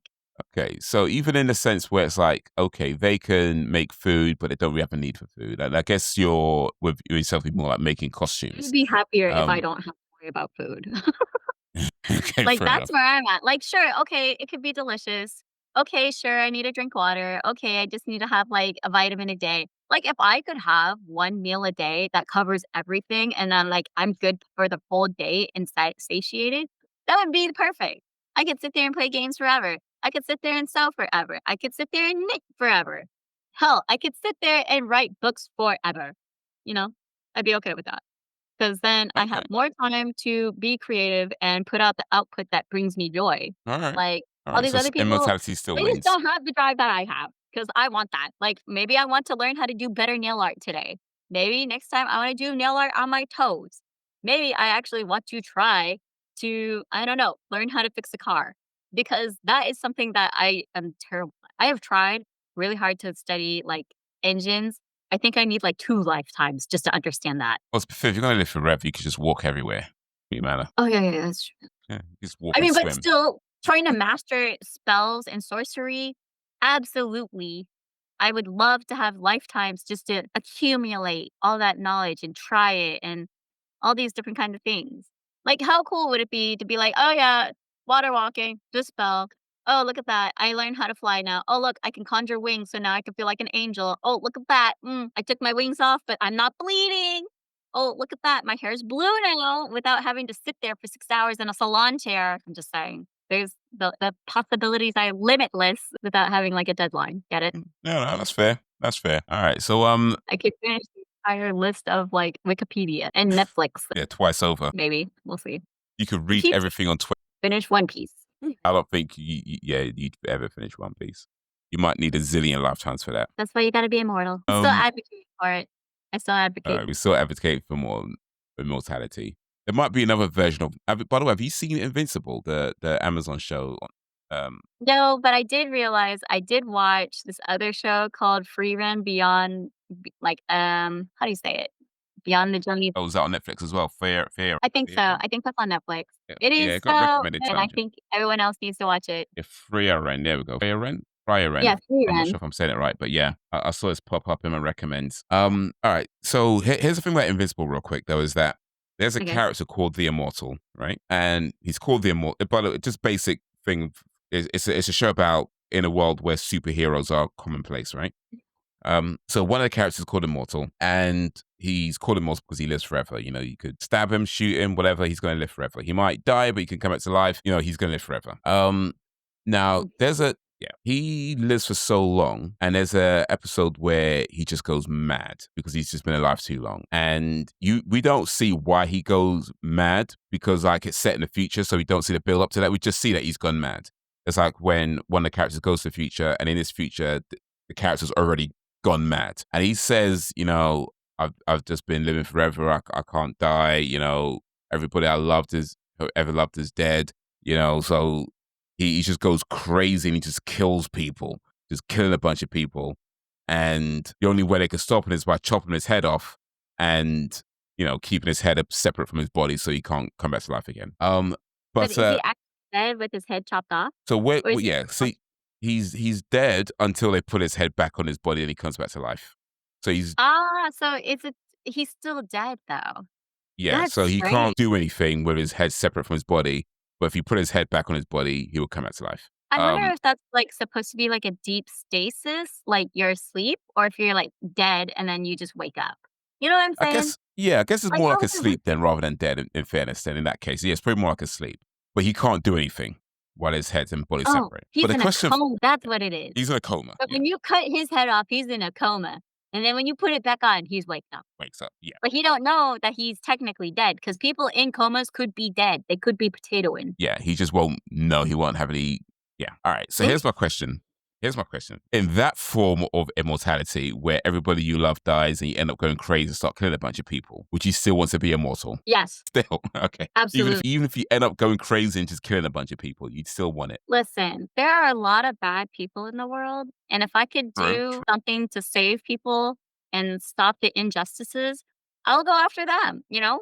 Like, I would help someone. If I could take a bullet and be their meat shield, I'll do it, but I can't. I'm just a small Asian woman, so can't take that many bullets. All right. So mortality still wins. Okay. So I guess No, my I my will if I go my insane, like, put me to sleep in a coma, put my head in a box, and then if you wanna learn something, put my head back on and then just decapitate me, guillotine me. It's cool. All right, so my goal is to try and find a version of immortality that Cell does not want. All right, we'll see if we can do that, but maybe not today. Maybe not today. I think okay, so there's another series that I watched. It was called Hell's Paradise, and they're searching for the immortality potion. I don't remember if I disliked it. I don't remember a lot of the ending, but I remember, like, the build up to it. But watch it and then ask me after that. What's it I called? need to Hell's rewatch Paradise. it. Hell's Paradise is on Netflix. It's an anime. Hell's Paradise. I've been watching anime, but I forget. Oh wait, that's the manga actually. Oh well, yeah, it's based on a manga called but yeah, Hell's Paradise. I Uh-huh. sees it. I sees it. Mhm. All right, cool. All right, so with Laos, Laos. I saw another interest. Laos. I saw another interesting theory on Laos. I'm sure I'm saying it wrong, You're but messing the I up. It's Laos, Laios. Laos, Laio. Laos, Laios. Laos. Um, I saw another interesting theory. Well, I saw a interesting theory on Laios, Laios. And the theory was that he's possibly autistic.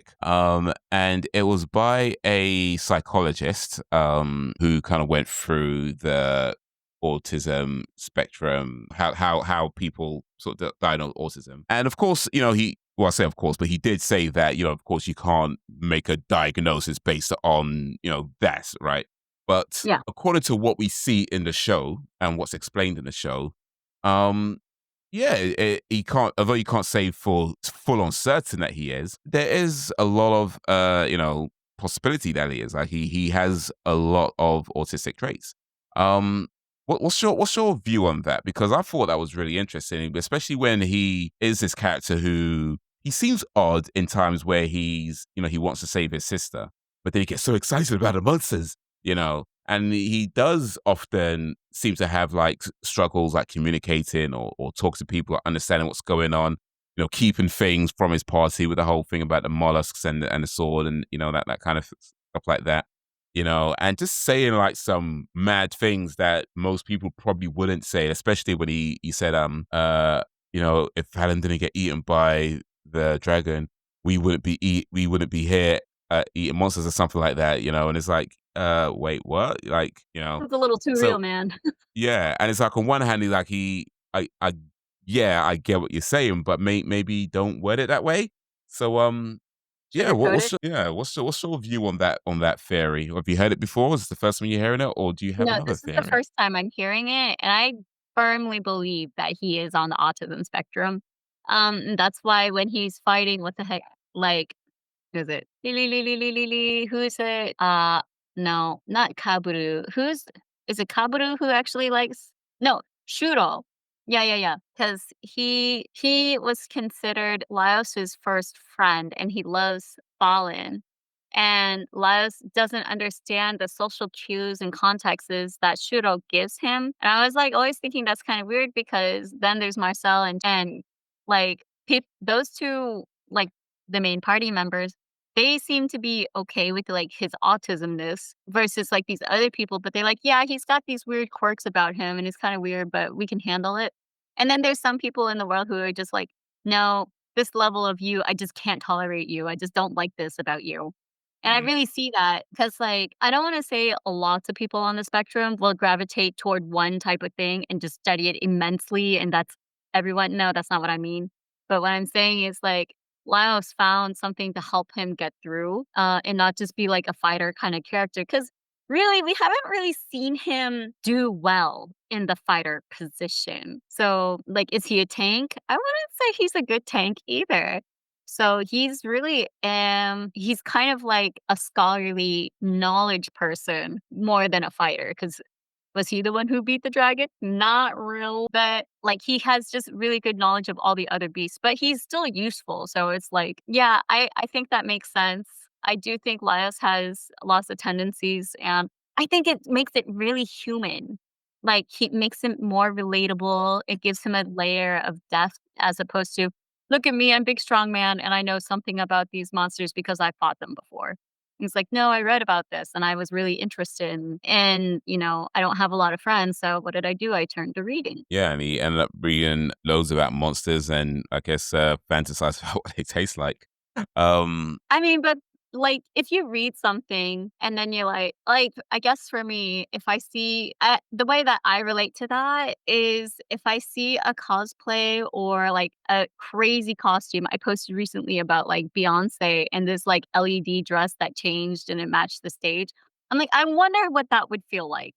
Like, does that suck to wear that? Is that heavy? Like, does it get hot?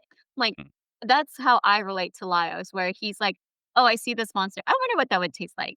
For me, it's like, "I see that dress. I wonder what that would feel like." but by the way, real quick, I found the name of the guy who I was thinking of. His name's Tansu, Mr. Tansu. It was and also I should probably say this as well because it kind of just occurred to me. But the channel that I saw the autism theory on, is called That One Guy on YouTube, and it's a video called "Is Laos Autistic?" Mark, a professional analysis of Dungeon Meshi by that one guy. So shout out to that one guy for that interesting theory. Um, theory. Let me say it properly. Theory is something else. Um, It's a hypothesis. yeah, theory. Yeah, Yeah. not fairy. A theory is, like, backed up with actual facts. If you're just making an educated guess, that's a hypothesis. So, the fact So that yeah, he has a full video on it with information and XYZ, like, research, is a theory. yeah, it's a theory. But I said fairy, so yeah, that's something else.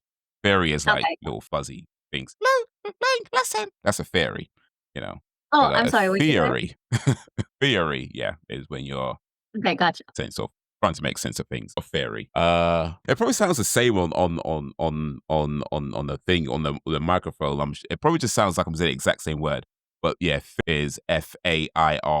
Then theory is Theory. Okay, so let me ask you while we're on this, like, how would you pronounce fairy when it's spelled Faerie? Let me write it down real quick. Sorry, Faei. RI. Oh, I think I'll say that as fairy, but that's I think I'll say as fairy as in like an older spelling of hey, listen type fairy. Yeah, You like know, Fairy. Like, which yeah. one do you use? Do you use them interchangeably? I mean, I don't use this one at all. I'd say. I mean, not in regular speech anyway. I would probably say the Fairy fairy.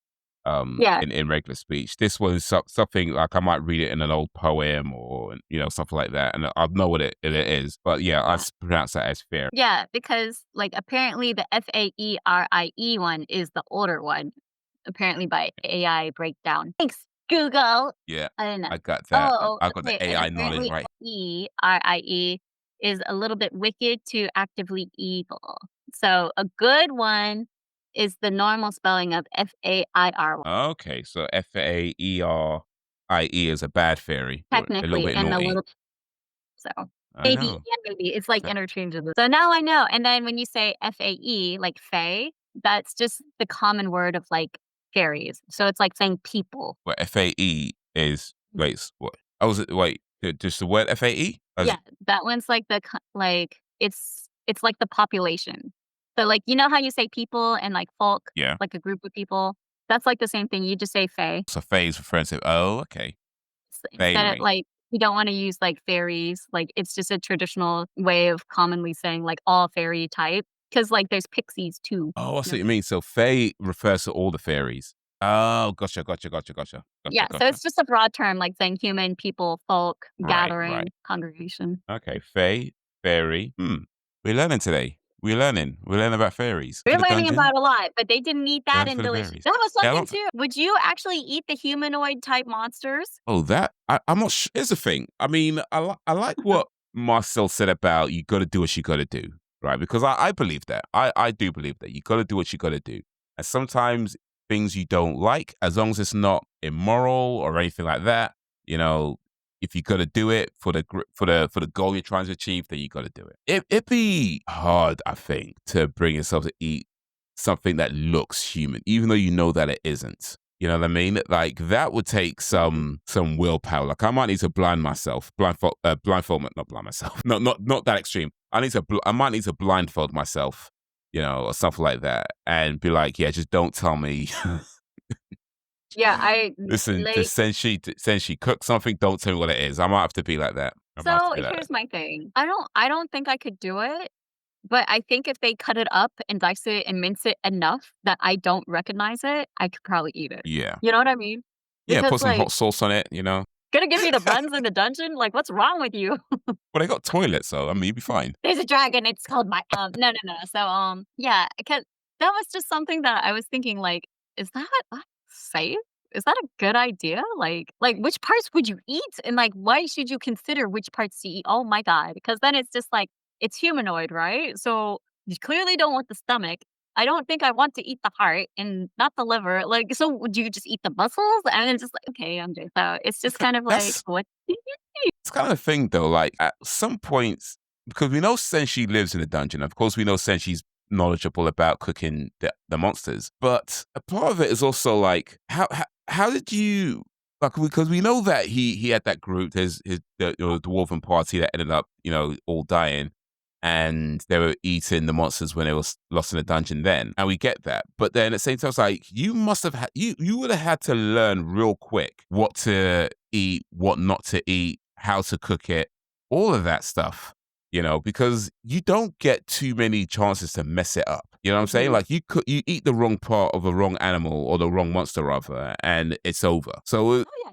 it's kind of like, okay, I think it'd be interesting to see how he learns that, because in the beginning when he talks about eating some of the when they cook some of the stuff, they said that it was just like meat boiled in water and it didn't really taste like much. because it was very basic at that point. But then by the time we meet him in the first episode, he's already an expert. And of course, this is years later, I get that. But he's an expert at this point. So he went from knowing nothing to being this expert in the time of when they first went to dungeon to the 6-7 years later after when they come. But in Mhm. that early period, especially when he's just on his own, and he was young, he was only 36, right? He was a young kid, in dwarven years. 36? Yeah, they He's a say he was kid? yeah, in dwarven years, he's just a kid, and they had to make sure the kid does okay because he's still growing. But once the last of his party dies, he's now on his own, having to figure all this stuff out by himself, going from literally knowing next to nothing to this expert. So I think that's an interesting story. How did Senshi become this expert, and were there sicknesses along the way? And considering, and I guess he is a dwarf, so there's monsters don't necessarily affect his body, the same they might affect a human body. There's maybe that as well. But he can still get sick, right? He can still be ill, And there was some time when his last party member died to when he got to the surface and decided to go, but he got actually makes the surface where he goes back in. There's still some period of time in between that. So it's like, what's happening? Exactly what happens Yeah, right. afterwards. So there's a lot of Senshi we don't know. There's a lot of Senshi we're still that's still a mystery. Yeah, and that's what I love about, like, how this story is progressing. Like, he's not just this guy that's like, "Oh, yeah, I was a farmer and, like, some monsters came up and attacked my farm, and so I'm gonna kill them." Like, no, he's like, "I had to do this to survive, and my comrades in arms did this for me." And one by one, they started to perish as well. And, like, part of me hopes sometime in the future, in future seasons, that we get the answer to what happened. Like, did they actually perish? Are they ghosts? Are there remains somewhere? Like, I just would really like to have that. I think not closure, but, like, extra step for Senshi because at the end of, like, what was it, season 2? They were all like, "Oh, no, I'm eating this, like, weird animal, blah, blah, blah, blah, blah. I'm eating this monster, and it just reminds me of him, blah, blah, blah, blah, blah. I'm eating him." And it's just like, "No, actually, you were eating this, which is this." And, like, this is where that really awesome autism from Laios comes in. So it really reassures him that he didn't eat his friend. But, like, Mm, how sad would it be? Or, like, I think it would be nice for him to find, like, the skeletal remains with the helmets of his comrades. So that way he's like, "I'm still alive and doing well, thank you for, sacrificing yourself and working hard for me," kinda thing. mm. 'Cause, like, Right. he still is, like, doing strong, and he's giving back to both like, Chilchuck, Laios, and myself. How wait, wait, wait. So, how shocked were you when you found out that Chilchuck has a family? Not very, actually. Oh, And shut up. no, for real, I wasn't that shocked. And I tell you why, because like he's a half foot, right? He looks like a child. I get that. And in the beginning, I didn't. I mean, I don't think I've heard the term half foot before, and if I have, maybe it was a long time ago. But I know it's not something I'm super familiar with. But the moment I heard half foot, it kind of the image. What I was thinking of was that means they don't grow that tall. Um, Now they explain it a bit different in the show. They talk about how it's because one of their legs got chopped off, but that's clearly not the case. He's got both his legs. But yeah, to me, the term a half foot, I kind of assumed it meant they just don't grow that tall. And the way he talks, he kind of talks with a maturity. So I kind of guess that he's probably a lot older than he looks, and especially the fact that he doesn't like being called a child. Like when Senshi would say, "Hey, come on, kid," or something like that, you're like, "Don't call me that." He kind of has a chip on his shoulder a little bit, that he doesn't like being called a child, he doesn't like being treated like a baby, and I imagine that comes from the fact that he does look so much younger than he is, and people do assume that he's a kid, and he's not. He's a big man with a wife and child. Well, a kid that apparently he doesn't see. So maybe he's not a very good parent. In fact, I think he says he doesn't see his wife or his child. He's not a good parent or a good husband, really. Um, Just like but ghost is. yeah, that didn't surprise me. I was kind of like, yeah, yeah, The that makes sense. halfling also is known as a hobbit. He's a hobbit. Hobbit, okay, okay. See, I know Hobbit. I know that term, Hobbit. Yeah, halfling kinda threw me in, like, a roundabout way because, like, they say tall man and halfling. I'm like, "Is that human? I don't Yeah. know." And so I had to look it up a while ago, and then, like, halfling is hobbits, Hobbits, and then we okay. got So yeah, dwarves. they're shorter than the half. And I guess the tall man, they use the term tall man in the show. That seems to be, at least to my understanding, what we would just call a regular human. That's right. But yeah, I do like how they do that though. Like they have like tall man, half foot, then they got dwarves, elves, gnomes, kobolds. It's kind of different races, and even with the tall man, they have like what the northern people and the eastern people. So Yeah, there's this right? whole worlds that we don't see all of, but we kind of get a glimpse that this is a massive, massive world of people coming from all over to go to this dungeon and seek their riches and that kind of thing. So yeah, they do a lot in that show into that's kind of like very subtle, but it lets you know that there is more to it than it might initially just look. Yeah. Do you actually have a favorite character in the main party? I don't know if I have a favorite. I'll probably go with if I had to pick a Yeah. favorite. I want to go with Senshi because I like that he wants to take care of them and he feels this kind of responsibility to them, right? Because he's so much experience, they're younger and they need help, and he wants to do that. But then he also has a vulnerability as well, which, although it takes him a while to admit it, he does eventually admit it. Like, he That doesn't wanna bathe? I wasn't thinking of that, but yeah, it's That's that the too. whole episode, that's why he couldn't do water walking. Yeah. I was thinking his vulnerability more along the lines that he, not admit that he could possibly ate one of his own people. But yeah, I guess the bathing thing comes up too. What I really like about Senshi though is the fact that he does the maintenance of the dungeon, and there's an episode where he talks about things like manure, feces being like the best fertilizer, and sort of recycling, taking care of the toilets, so that kind of stuff, and growing the vegetables off the back of the golems. He does all these kind of like things like that, and that's a lot of stuff that I've kind of taken an interest in recent years. I've been learning more about gardening and composting and making fertilizer. And he's not wrong about what he said about fertilizer. Like it's basically what compost is. It's just like decomposed doo doo. That's Yeah. pretty much what it is, right?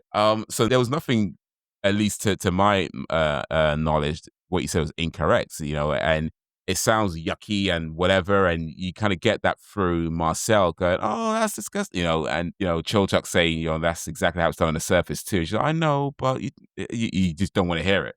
And I get it. Like when you hear it, it sounds nasty or whatever, but the reality is that's how it's done. When you use the toilet and you pee and you poo and you flush the toilet, that water gets recycled. Like it gets cleaned out and recycled and sent back to you and you drink it. Like, that's how it is here. So it makes sense that it works that way in the dungeon, but because there's not many people to do that, Senshi takes upon himself to after the dungeon and to make sure the ecosystem is running as it should. And he talks about not killing too many fish, not doing taking more than you need because it sets things off balance. But then even he himself kind of realizes that as much as he can do that, the dungeon kind of corrects itself in a way. Like, I think it was the episode when Marcel kills too many fish, and he kind of realizes that, because he gets mad at her initially, but he kind of realizes that, he's plays his part, but the dungeon really kind of resets itself if it has to. So that yeah, there's a lot of like proof in the real like our world into how they do that in the dungeon, because fundamentally the Earth does that as well. The Earth kind of resets itself, when it's kind of out of balance a little bit. I mean, Out of control, and, like, the yeah, ecosystem is not where it's supposed to be. yeah, it kind of does that itself as well. So these are all things that happen, and they just put it in this dungeon and explain it in this really interesting, cool way. So yeah, I'll go Essentially. How about yourself? What's or who, sorry, is your favorite character of the Personally, main party? I think Chilchuck is level-headed, and, like, I think he's cautious in the right ways. I think that's because, like, also he's a parent and he's like, "Okay, I'm doing this to make money, but I also care about my friends. I'm really scared about going further when we don't have the provisions. How are we gonna make this happen? Like, let's not be stupid." And I think he's just rational, and I really like Mm, characters that are rational and not just like, "Look at me, I'm so crazy, I'm so fun, I'm loud." And I usually am drawn to, like, main character energy, like, "Oh, yeah, I really like that character." But I just think he's really cute. He looks like a little mouse, he also has, like, just this idea of, like, "Okay, we need to do this. It's not smart. Like, can you just listen to me?"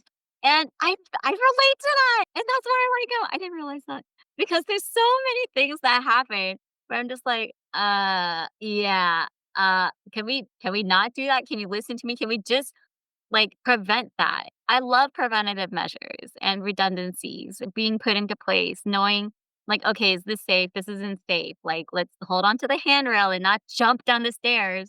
Like, yeah, I really like those kind of things, and Chilchuck is like that. Plus, he's pretty knowledgeable about traps, so it's just like, yeah, he's not gonna get stabbed or, like, stepped on something or, like, he knows a little bit about the monsters too. So, all around, he's like, a fabulous dungeon explorer that I would want to have on my team, and he's rational. Plus, he did a lot of damage to the dragon. So, like, he hasn't really had Yeah. any problem, Like, sure, he may not be the strongest fighter, but he is one of the smartest ones, I would say. Like, Marcel's intelligence smart, but she's nothing when she's running out of mana. It's just like Chilchuck has continuously not had to be saved or he hasn't had to recuperate. Like, he's always been constant. So I can't think of an Yeah. episode that we had where Chilchuck was like, "Oh, I need to take a timeout." We've seen and Marcel take so many timeouts from the party, and I'm just like, "Really? He's carrying the weight of everyone on his back, and they don't realize that. They're just marching forward trying to save, like, Fallen." So that's why I like Chilchuck for that. He's also a dad, he gets it. You got it? Yeah, at least once. Yeah. But yeah, no, He got it, he's got the root. yeah, he was an interesting character. I liked him as well because like he like you say, he's very kind of level and he's the one that usually saying, yeah, that's a bad idea, we should think this through, and that kind of thing, right? Mhm. And he does care about the past, even though he kind of likes to pretend that he doesn't. I don't care what he kind of has that attitude. He does kind of deep down really care what happens to them. And I think there was one episode where that kind of comes out and he's like, I don't want you to get hurt. I don't want you to die. And even when they were fighting the dragon, it was like, I'm not built for fighting. So yeah, it's going to be free against the dragon, because I'm not fighting. And of course, he ends up, helping because he does care, right? And he does want to, help them and make sure that they're okay. And perhaps that's also part of his fatherly nature as well, where he's on one hand, he's there for the money because it's a job, but as a parent, he's kind of looking at these guys as kids that he's, kind of wants to take care of, maybe in a similar way to Senshi, how he sees them as well. But just, from a different perspective. But yeah, there was that episode. But speaking of when, I guess he didn't technically take time out, but there was an episode where he was a little off balance.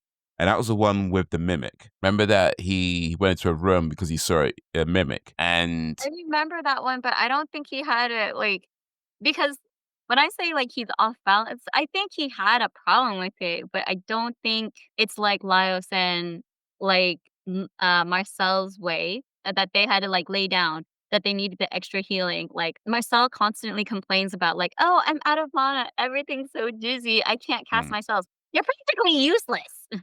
Like, what can you do? Like, Chilchuck doesn't have that problem, and then whenever Laios casted mana and then he also got unconscious, like, a few times, oh, so the mana sickness. yeah, yeah, yeah. So, like, that's also a problem that only the 2 of them have. Senshi's taking care of the dungeon, so, I mean, he's like, "I gotta do what I gotta do for the dungeon," you know? But at the same time, it's not for the party, you know? Mm. So No, that's that's fair. I that's mean, kind of his timeout isn't nowhere near as much as the others. I think that's well, certainly not as much as Marcel and Laos, for sure. Um, but yeah, he was knocked out for a little. Well, not knocked out, but he was exhausted by the mimic for a little bit. Um, yeah. but he managed to escape, managed to kill it. Just Yeah, so, I mean, he still killed it, and then I think he just, like, slept it off and was good, like, the next moment. So, I really, like, don't think he has that big of a problem as compared to his other characters, so that's just me. also probably Okay. one of the smartest because remember he figured out the one where they had those plants in the wall, and if you touch them, they'll make your skin swell up. And he figured out if you put the frog skin over his hands and pull that out that way, it'd be fine. And he figured it out pretty quickly.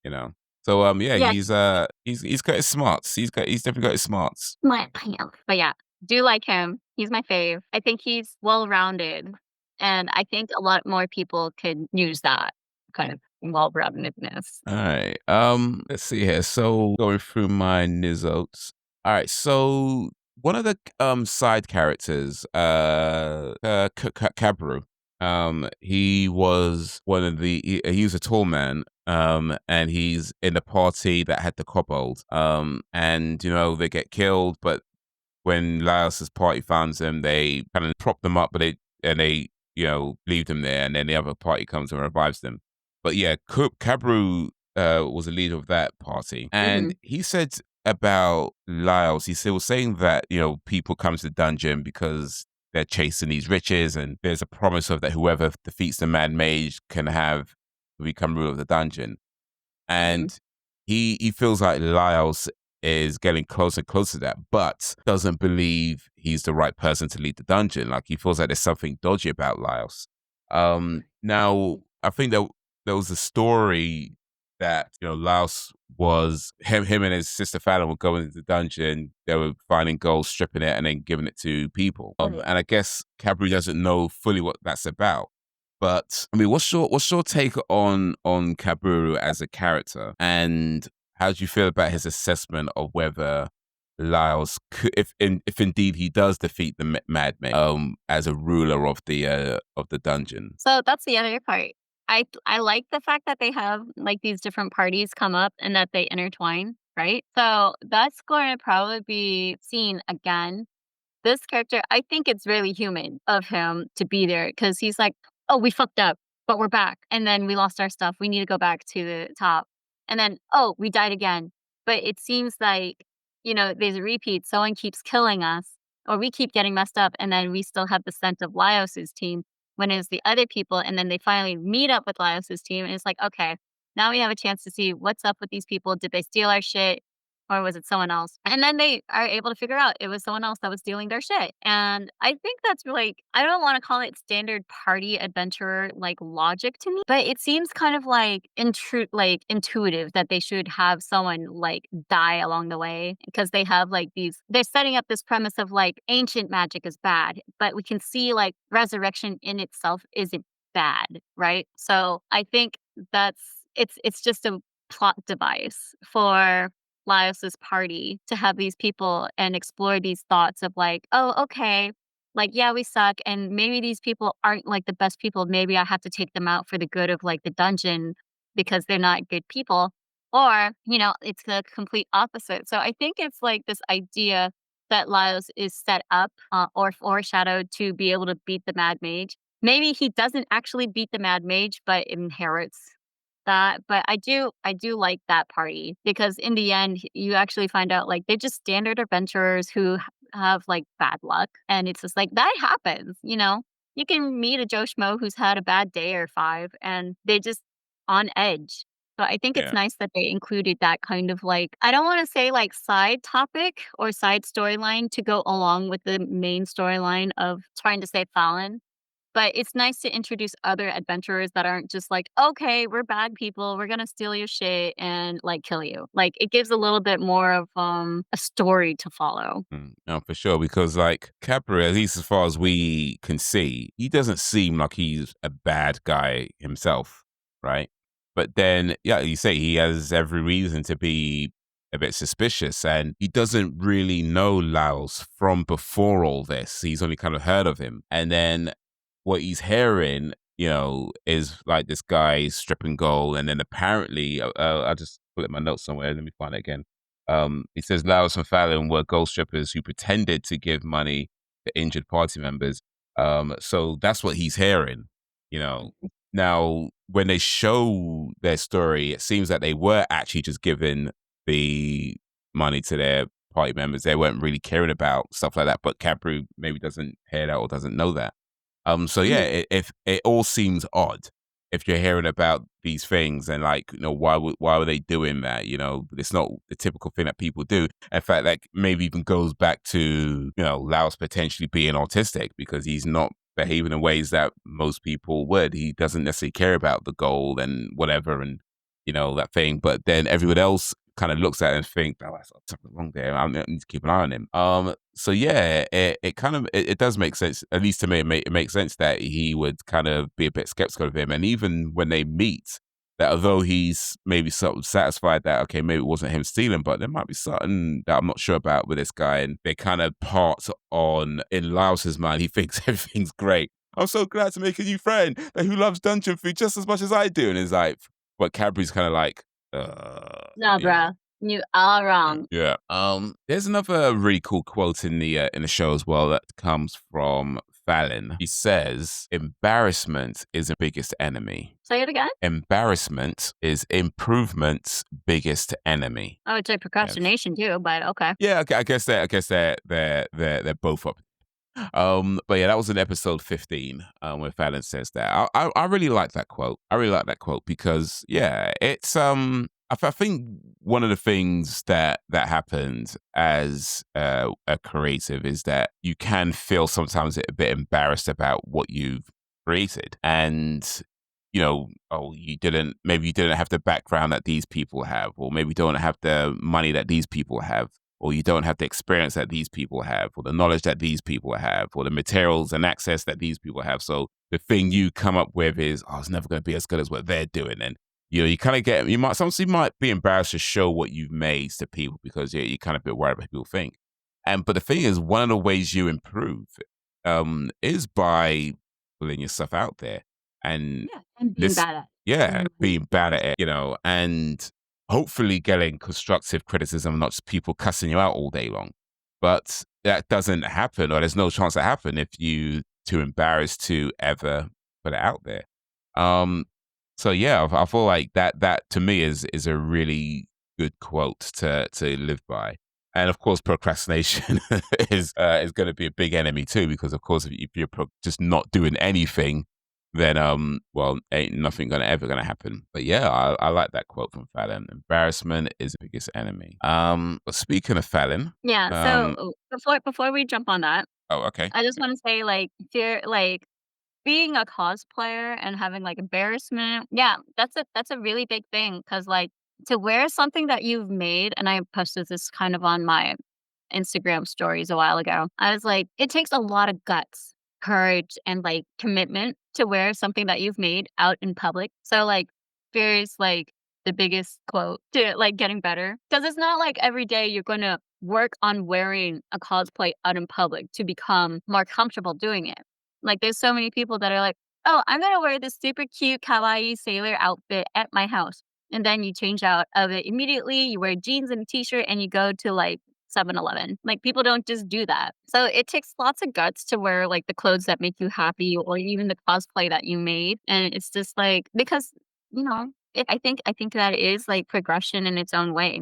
Like, if you don't go to a convention and test out wearing your creations, or if you don't go to like, if you don't leave your house wearing something that you've made, did you actually really make something for you to, like, wear and exhibit? Like, it's just something that I just wanna say, like, and put out there in the cosmos that, like, it takes a lot of courage for someone to be a cosplayer, and it sucks to see someone, like, tear that down and be like, "Oh, wow, this person's, like, not the right skin color," or, "Oh, they're not the right ethnicity," or, "Oh, they're just too short. Oh, they're too tall. Oh, they're not the right shape." And it's just like, but do you know how much effort it took just to exit the house in something that you've made? Like, not everyone has, like, iron steel, like, balls of steel of being like, "I made this. I'm leaving the house, and I'm gonna look great," you know? There are people who can't even really leave their house because of social anxieties. So, good for that. If you ever wanna start cosplaying or trying a new fashion style and you don't know if it suits you need to know that it suits you for you, and if you like it, good. And if someone else doesn't like it, well, that's their problem. You didn't shit in their cereal. You didn't make, like, their plumbing explode. So, really, they need to get a grip on their life, and you should enjoy yours. Okay, that's it. yep, cool, 100% agree with that. I mean, yeah, it's. I feel like people who don't create stuff could be so quick to just shit all over other people's creations and not understand what goes into, like, say, just stepping outside your house, taking something that you thought of and manifesting it into reality, and then taking that and putting it out for the world to see. You know, you don't have to like everything, of course. I get that. You don't think people are gonna make stuff, you're not gonna enjoy it, you're not gonna like it, blah blah blah. That happens. I say you gotta have to like everything, but just understanding the level of all it takes to make something, just for something to be like, if you, the way I kind of look at it is this: like, if you honestly have absolutely nothing good to say about a piece of art, then it just wasn't for you. You know what I Right. mean? It just Mhm. wasn't for you. Like, if you can find something good about it, even if you don't, even if you recognize, okay, maybe it's not so great, but you can find something good about it, then you can say, oh, that's really cool that you did this, you did that. If you don't mind, I'd like to offer you some feedback, and if they're okay with that, you can let them know. But if you cannot think of anything positive to say about anything, then it just wasn't for you, and in which case you just don't need to say anything. You don't need to say anything. Like, it's just keep it moving. Because a lot of people talk about, oh, it's constructive criticism. No, it's not. You're just being an arsehole. You're just being an arsehole. Like, constructive criticism is not, shitting all over somebody's work and making them feel bad. That's not constructive. There's nothing constructive about it. You're just being an arsehole. And here's the other thing too. It's kind of like with the power of the internet and social media, more people are just having more fun being assholes. And it really takes a mental toll on like creators. And I just don't think it's fair. I don't think it's nice and I don't think it's right. But what are you going to do for all the niceness that there is in the world? There's like 10 times the amount of evil. I don't believe that's true, You don't think but so? I don't believe it's true. I do believe it feels that way, though. It I feels think that it way. feels that way. Yeah, I think it feels that way. Sometimes how things feel, in fact, oftentimes how things feel could fundamentally be your reality. But yeah, also how things feel aren't necessarily reality. I think it Mhm. could often feel, because here's the thing, like, it's like when you pull up a video on YouTube, right? Right. Or even if you watch videos on YouTube yourself, you might find that you watch a video that you enjoy it, but you don't always interact with it. You don't always click like, you don't always comment. Even on the ones that even on the videos you enjoy watching, you might not always comment or you might not always click like, right? And that's fine. I'm Mhm. not saying you have to. It's up to you whether you do that or not. But that's kind of how it is. You don't always click like, and you don't always comment on the videos, even if you do enjoy them. But people who don't like something tend to want to say something. Like, it's usually the negative responses that people feel the need to get out of their system. And because of that, if you have a video on YouTube that, let's say 100 people watch, and maybe 3 people liked it, and 10 people commented, but it all said how stupid it was. It feels like everybody hates it, but the reality is that 90 people watched that video. Maybe they didn't say anything, but they could have loved it. They just didn't say anything. You know what I mean? So it feels like there's so much negativity, but I think the reality is that there isn't. It just feels that way. And it's try to remember that how things feel aren't necessarily how things are. It's just how they feel. Yeah, I mean, that's true too, but I also think of, like, it's not for like, maybe it's not just me personally, but there's other things that I would say is bad, like injustices of what's happening in the USA or in, like, all the wars that happen, Mhm. Like, which side is right? Well, no, both sides are right, and everyone deserves to live, but people can't have it that way. Like, everyone deserves a shot to live, but, people just don't like what people have to say sometimes. And so people go to war or they Yeah. need something from someone else because there's not enough space. It's just like, "There's plenty of space. Are you insane?" There's a quote from one of my favorite poets, name's Black Ice, Philadelphia poet. And he says, "It's a beautiful world, but ugly souls push the buttons." Oh, yeah. That's a good Yeah. one. That's a really good one. That's like a tattoo one. You Yeah, don't have it's I have tattoos. I don't tattoos? have that tattooed on me, but I do have tattoos. Okay. I got one on my shoulder. That's right. Okay. But You yeah, got so I'm tattoos. just kind of huh? You got tattoos, right? Yeah, I have one behind my ear. It's a computer chip, and then I have one on my ankle. There's a YouTube video on it. The bunny and a moon with flowers and swirlies. It's like the epitome of Celeste Orchid girly shit. I love bunnies and I like moons and flowers and stars. That's who I am. Bunnies, moons, and computer chips. Oh, I could eat chips. No, but yeah, the computer chip thing was so Chris and I had like something to lock us in together. So he's got a computer key on his other ear, and then mine is a computer chip. That's so cool. Yeah, I went to him. I'm like, "Babe, I want a couple tattoo." He's like, "You wanna get a tattoo together?" I'm like, "Yes." I legitimately want a tattoo together. I want like a king, queen, or like a key and a lock, but I don't want it to be cliche. I want it to be very us. So we did our research and we found like two little icons that we liked, and we asked her to do it in UV ink, but she doesn't do UV ink, so we got it in white with a blue dot. Also, is it kind of hard to see unless you have like certain lighting or something? Or No, I just can't see it, period. okay, Yeah, it's there. Like, I don't know if it will glow in certain light. I've never tried it, and I can't really tell because I don't go partying like that anymore. But if I did, I'll let you know. I mean, it is. I mean, you have seen it though, right? I mean, didn't just like Yeah, pretend to tattoo you and be like, "Oh yeah, it's invisible." Right. you think I haven't Let's seen give you my an own invisible tattoo? tattoo. You know, she had to shave, like, a little bit of my hair, like, yeah, like, this spot right here just to make sure that she had enough space. And then it's just like, whenever my sons actually go for their first haircut, I said I would shave, like, this part of my head off. It would be Have they got cool. their first haircuts yet? Oh, Like, wait, well, at you a haven't. barber salon, like, at a with a professional. So when it goes like professional barbers, you're gonna get your side of your head shaved. Yeah, yeah, yeah. I'm gonna go, like, complete goth and, like, side shave it. All right, cool. You're gonna dye the top purple as well. Wait. Is that weird? Is that weird for, like, a 40-year-old woman to do that? I mean, I wouldn't say it's I'm not weird, 40 but yet, but I'm just saying. it's maybe not common, but you wouldn't be the first, I don't think.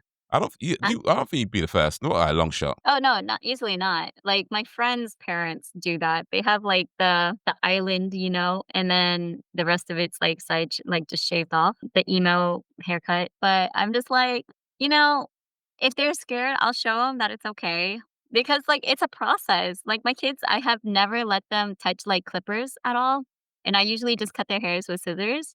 So, like, the fact that their hair is, like, decent is good enough for me because, like, I'm like, I am not a hairstylist. I can style wigs, and I can yank and pull on them, but my kids do not sit still, so, like, it's fine. My mom's like, Yeah. "You need to cut more of their hair." I'm like, "You're not over here to cut it," and the time you did cut it, it made me so mad because there was, like, literally chunks and, like, curves out of the back of their head, and I was like, "Are you kidding me?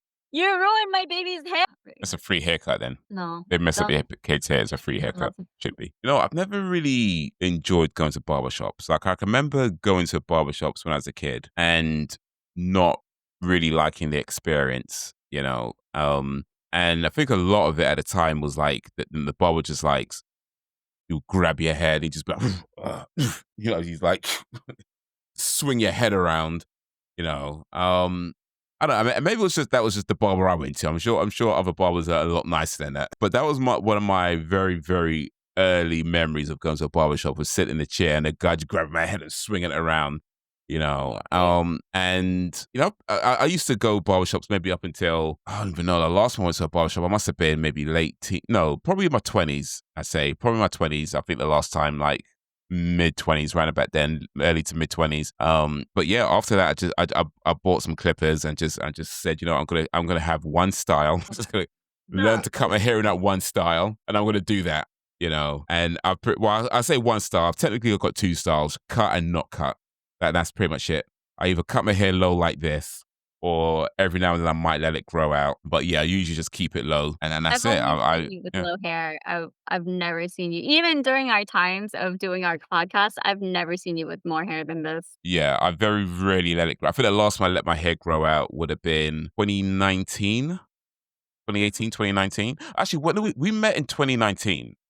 We We just met 2019. So it must have been before that was the last time I let my hair grow out. Because I'm pretty sure I would have had low hair by the time I went to. I don't think I would have went to VidCon with my big hair. I oh, don't think I would have. you were low at VidCon. I remember that. Yeah. So yeah, sometime between 2018 2019, before June 2019 was the last time I let my hair grow out. And yeah, I've been pretty much keeping it low ever since then. Yeah, but I feel like if I was a dude, I would easily just keep my hair, like, shaved. Well, I don't know. It depends because, like, my husband has curly hair and he hates it, but when we were in Japan, he got his hair, like, professionally straightened, like, perm straightened. So, even if it gets wet, it does not curl anymore. It is straight like my hair right now. And he's like, "Hey, life is so much better with straighter hair." I'm like, "I can imagine. I've had straight hair all my life until after I gave birth. I have these tiny little curly hairs now, and it doesn't make any sense why I have my Spanish roots growing out." So anyways, yeah, I think I personally would probably do, like, the emo haircut if I was a dude and go all like this. Mm. Yeah. It's like Why? Because that I know the girls whole like that thing. shit. Girls like a good shag, not, not sexual, but like a I mane. mean, You know what both it is? really, I guess. Girls like Scar from The Lion King because of his hair, and they're all like, "Damn, that guy, yeah, he's got it going on. He's like dark, emo, wanna be king and ruler and do things. Yeah, like, yeah." I'm not saying it's me, but I just think it's interesting. Okay, I've got a picture of Scar the Lion King. Okay, yeah, I can see you kind of got Like like the animated version. oh yeah, yeah, yeah, yeah. You know what I You know, mean? Like, everyone who watched Lion King and saw Nala the way that she looked at Simba, everyone became furries. You can't tell me that unless you're just not into that, but she gave the look of like, "Oh, you getting lucky tonight," and so he's like, "Oh, yeah, yeah," and it's like, "Oh, boy." I have no those clue kind of why. look where it's Oh, like because of, like, the emo hair. Emo hair, man. It works in Japan. Why do you think those host clubs, like, they're popping, people spend lots of money on them. those clubs. Okay, so, like, the emo hair kinda stuff, like, they still have that at, like, host clubs in Japan, you know what I mean? Like, do you know what a host club is? I don't. I feel like I've heard a term. I'm not sure I know what it is. Or Yeah. am I? Can I guess easily? Yes, you can try. It sounds like a place where you go to have a friend for the evening. It's not necessarily sexual. Oh, okay. Most of Yeah, the host okay. So club ones with the guys, it's not sexual, at okay, least that I okay. know of, like, from what I understand, like, it could be mainly with the women, like, women host clubs, but for the male host clubs, I don't think it's sexual. But it's basically you go there, you get a drink, and you have, like, the accompaniment, and, like, they're paid to like you, and they're, like, an attractive person, so, like, you're paying for Okay. someone that like, you're paying for an attractive person to pretend that they like you or pay interest. Ah, yeah, okay. I see. I see. I see. You know, I think I saw something like that years ago. On one of these shows we're talking about Japan. I guess it was. I can't remember. I think it was Japan. But but yeah, they were talking about like people who feel really lonely, and they would go to these places where you pay somebody to just hug you, and things like that, or you might lie next to somebody in the bed, like no sex or anything. It's just like lying next to somebody in the bed, and they'll pay for that. And yeah, so okay, so I guess host clubs is part of that culture of like people just needing company. Yeah, I mean, not to toot my own horn, but years ago, I used to do that kind of work. Did I do more? Maybe I got drunk and I maybe kissed a few people, but I did not go further than that. Let's just say that. I don't think dirty dancing counts. But anyways, like host club dancing, I think is okay. But like there were girls that I knew that they would like go to the bathroom with their client and then next thing you know, they get like a lot more money than they should have. Just Well, I finding mean, out it like might have helped them, open the I mean, if they door have to no the toilet profit store. and like this is all that they can do, like I don't I'm not dismaying them. I'm not telling you like look down upon them. I'm like, look, this is what they're doing for them to make their ends meet. And if they're okay with it, cool. Yeah, I mean, I'm not one to pass judgment on anybody. I mean, each to their own, you know.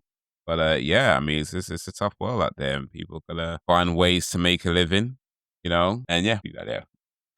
Yeah. So People gotta do anyways, stuff. You gotta do stuff. But yeah, I yeah, so back to Blisters in Dungeon. What monster would you eat? Do you oh, like you know that what? segue?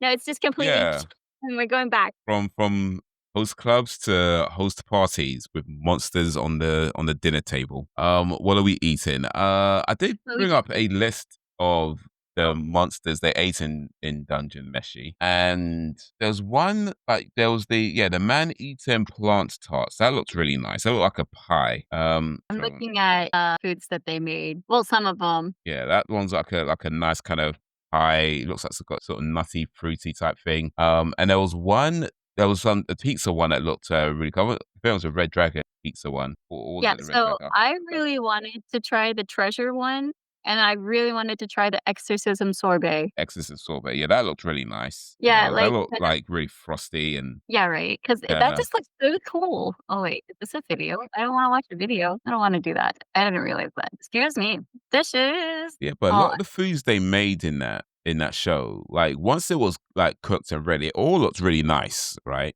When it yeah. went, that bit, right? They all look Oh, really nice, but I guess it's you go back to that thing of when you know what it is, do you still eat it? So far it seems safe to eat monsters, at least once they're cooked well, and Senshi seems to know what he's doing. So I guess as long as you've got someone who knows what he's doing, can make it safe to eat and tasty, it should be all fine, right? Uh-huh. 'Cause, Um, like, they really cook it, you know what I mean? Like, they boil it, they cut it apart. The only time that they didn't do it properly was that one Kraken. The Kraken, they didn't do that properly, and then Laios was sick for, like, 2 episodes, because he ate it raw, and oh my god, that stick looks so good. I was like, "Oh, please, that looks like what is it? Yakitori." God, that looks so good. which stick was that? So the episode that was about the water horse and the mer people and, like, too much fish are dead, there was Oh, a was that the kraken Kelpie? that used the water walking, on the kraken. Laios decided to eat some of the crack raw, and then he ends up getting a parasite. Yeah, that's his own fault though. Yeah, eating it raw. Yeah, should have known better. Shoulda known better, but he didn't. So, Yeah. yeah, I really would like to try that exorcism. I wanna eat ghost. I would not eat the armor, though. I bet that would taste so weird. The living arm, yeah, the living arm, that was like the mollusk one. Yeah, I feel I like also that one.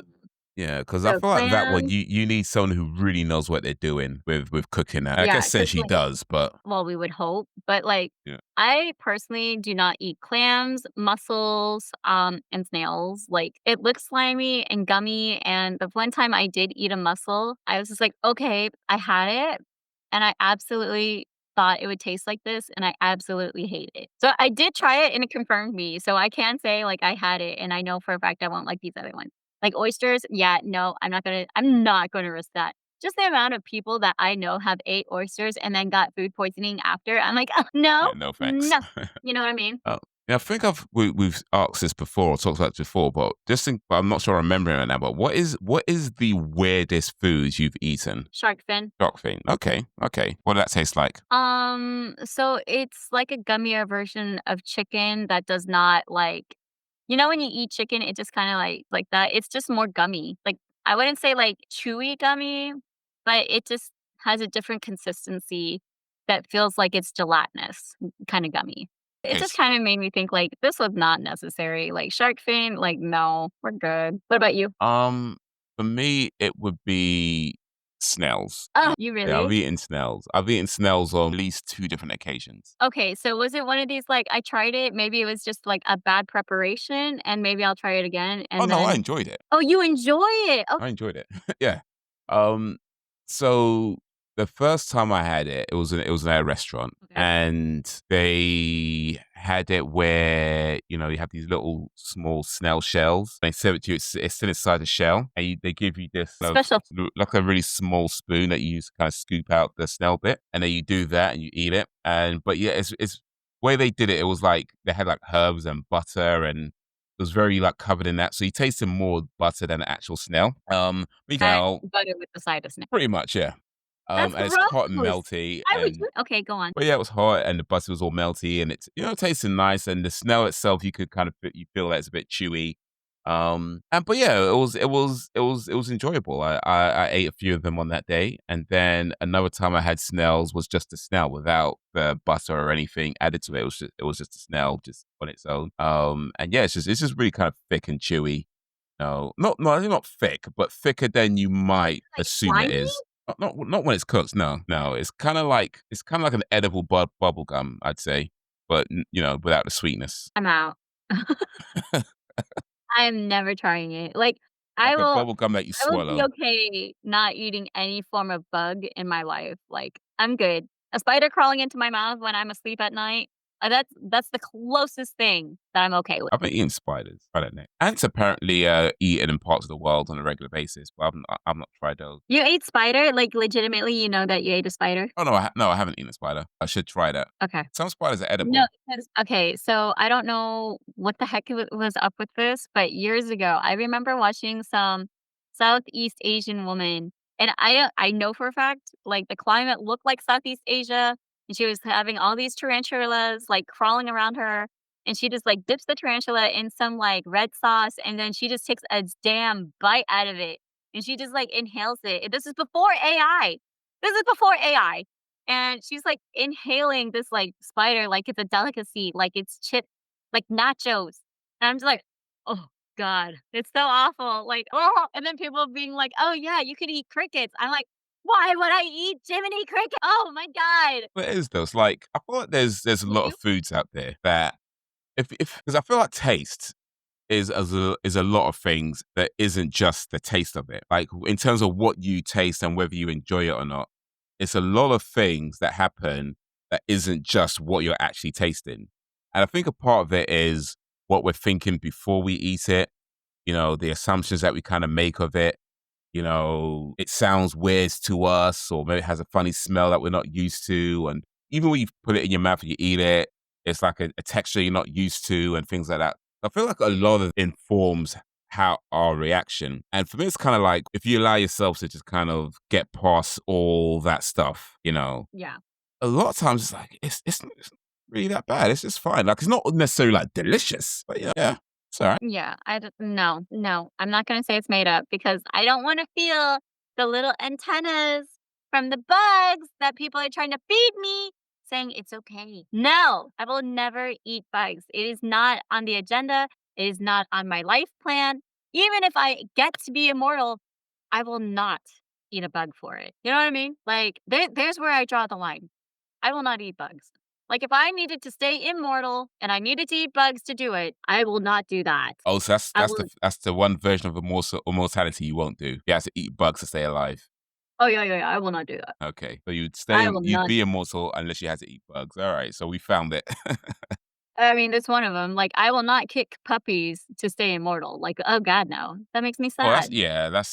that's cruel. That's just Yeah, cruel. but, like, imagine if you had to be immortal and you had to be cruel to someone to keep your immortality. It's like, Yeah, is it nah, worth it? it's just not worth it. Then Yeah, it's not exactly. worth it. It's like, what's the point?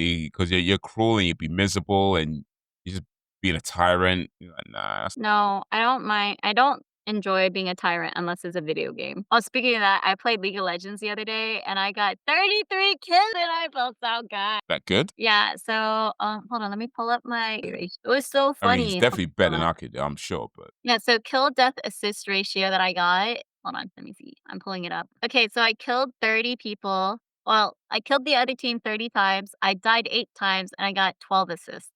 Meaning that someone else got the kill on my team, but I helped put in the damage. So I got 12 assists. And I was just like, I wish I was how many streaming. kills 'Cause I was popping off. I was going insane. for a game that you hate? I know. It's so unfortunate that I love this game and I hate it. I hate the fact that I love this game. I told my ex, I'm like, "Please don't. Please don't. Please don't. I really don't want to. Please don't. Change it. Change it. Change it." Like, I could have easily just said no, you know? I could like, I told you what, like, so many podcasts ago, people watching and listening now, I said why and how I started playing League of Legends, and it wasn't by my own choice. I lost a bet, and the bet, like, was whoever wins gets anything from the loser. I was the loser because I lost 1 match. Okay, so it was a 5 first to 5. Like, you had to win 5 matches in Street Fighter.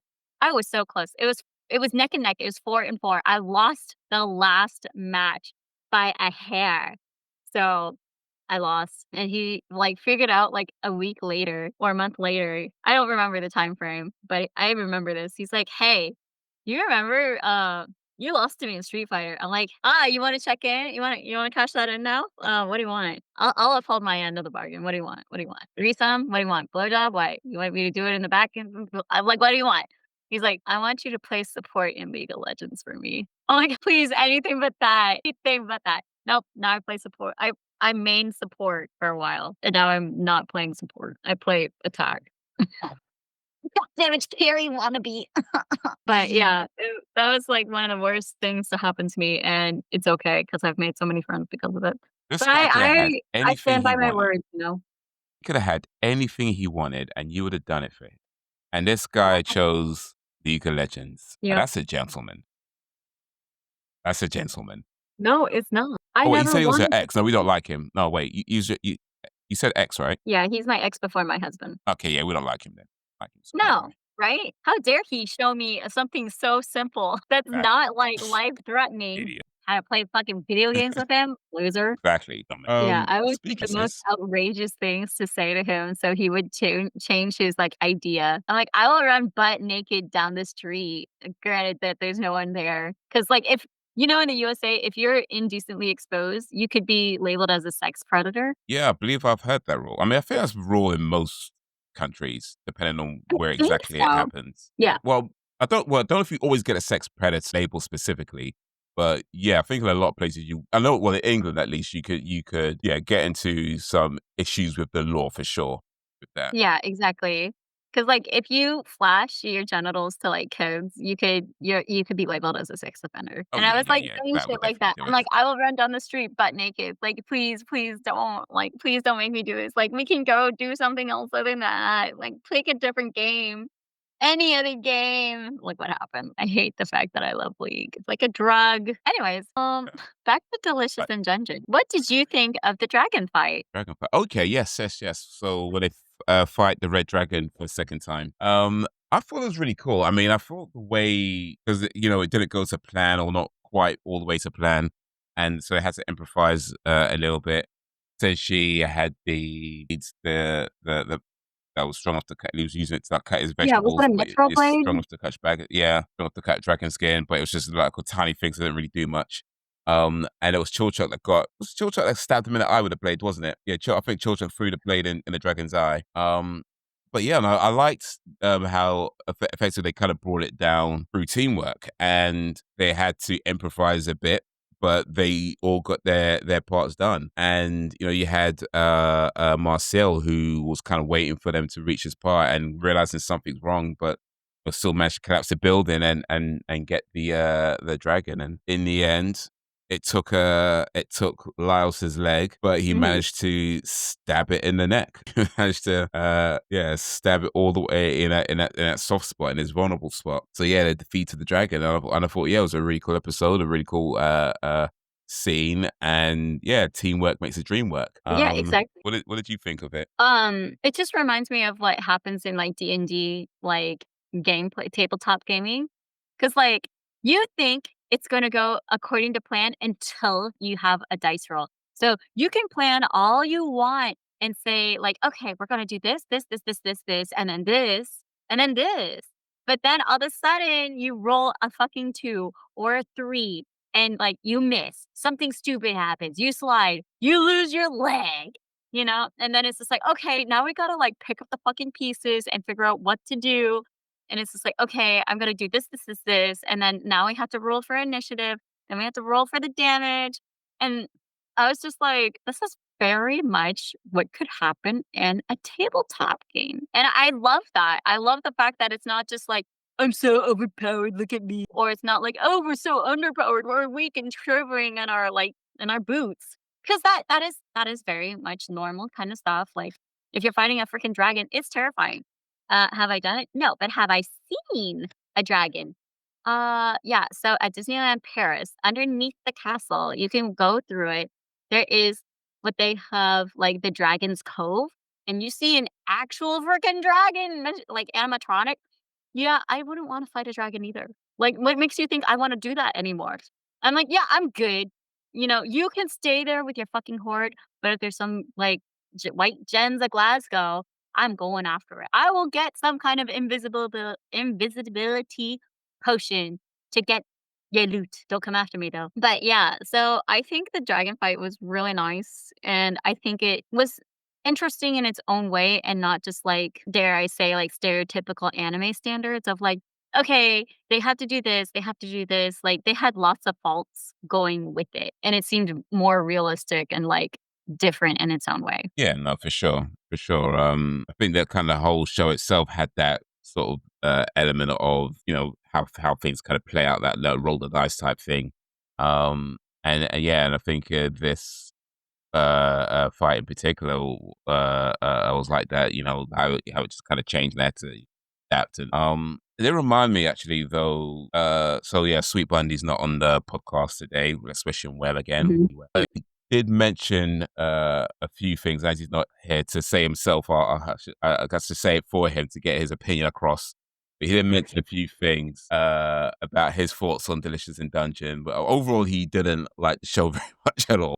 He didn't like it? He didn't Oh, like it very okay. much. And one of the things he mentioned to me in we actually talked about it on one of the previous podcasts, like maybe a few episodes ago, where he just kind of mentioned sort of briefly, and was that how things weren't permanent. You know, like something would happen and then it's kind of resolved.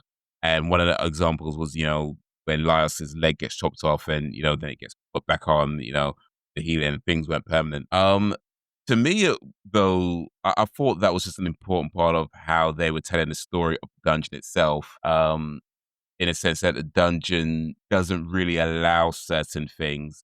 And although it doesn't quite explicitly say it, it is kind of there, so you have like, death doesn't really happen, or in this case, the healing. And, so it becomes like this kind of self correcting thing all the time. Even with the whole thing about the dungeon cleaners, that bend the parts and put it back to how it looks. But what's your thoughts then on that in terms of how injuries aren't permanent, things aren't really permanent, and doesn't always seem like the stakes are there because things aren't permanent. What's your thoughts on that? Well, there's different types of permanence in Delicious in Dungeon. Like if you I don't think if like you died from hunger, it's not the same type of resurrection, right? Or maybe it is. Versus like the ghosts. So people did pass away in the dungeon, and then they became ghosts. But as soon as you try to leave the dungeon, you disappear for good. Like you can't bring back a ghost. Also, some of the other aspects that we haven't touched yet with the elves coming to try to reclaim that dungeon, like there's that kind of permanence coming in of like there is another deeper thing at play that we haven't understood yet about like who owns the dungeon and why is this getting passed around. It's like elves owned everything in the beginning, so why did they lose like their property? And so yeah, okay, I guess it's not permanence, but like they're like, okay, we're tired of letting it being borrowed, we want it back now, kind of thing. So it's kind of weird in that aspect. I wouldn't necessarily say that it's a normal kind of story for them to not have the permanent kind of thing, but I feel like that's just to make it be unique and stand out from other dungeon crawler stories. So it's not just a generic, okay, we went down here, okay, we cleared out the base, like now we have to find a new dungeon. Mhm. Yeah, yeah. He did mention some of things as well. I'm trying to remember what he said. I think he said something about the food as well. He said something about like, the food not being real.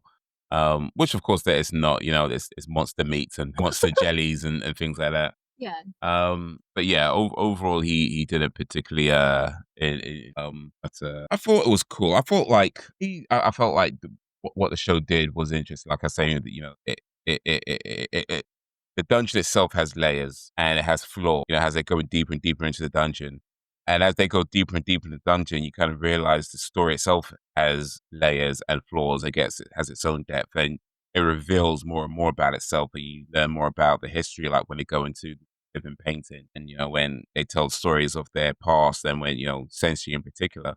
And then you have the different parties and their kind of perspectives on things. So you learn more and more and more about the dungeon. And I guess as much as Laios and his party are the stars of the show, the Mhm. real protagonist is the dungeon itself, because that's fundamentally what is controlling everything. It's controlling the environment that they're in. It's changing itself, or maybe that's Fissile. We don't know. I guess we don't really know yet. But the dungeon itself evolves and changes and adapts and to whether it's the people inside or what they need to serving their desires, to, putting things in front of them when they need it, or all these sorts of things. The dungeon itself is a living entity, But yeah, it to me it was just it was a really cool, interesting way of story. That I don't want to say it's not been done before. I'm sure whatever, but certainly for myself, I don't think I've seen storytelling like in terms of like maybe I have no, not I have seen storytelling like this. Let me not overshoot it too much, but still, it's pretty cool and mostly a pretty unique way of doing things. Have you read the manga it's based on, the Dungeon Meshi manga? I have not touched that at all. The only manga that I keep up with right now is Record of Ragnarok. Oh, the what was it? Okay, yeah, yeah, yeah, yeah, yeah. Yeah, the gods versus humans, tournament. Okay. How's that, by the way? How's that as a manga? Huh? How's that as a manga? Oh, honestly, I love it. I love the shit out of it. It is so good, and, like, I feel like I get more out of it than the animation. Like, I like the animation and the colors that I get, but just reading the manga and feeling the emotions in my head as opposed to watching it, it brings me a little bit more joy that way. With certain mangas, it just does not do it for me. So I attempted to read all of the My Hero Academia manga.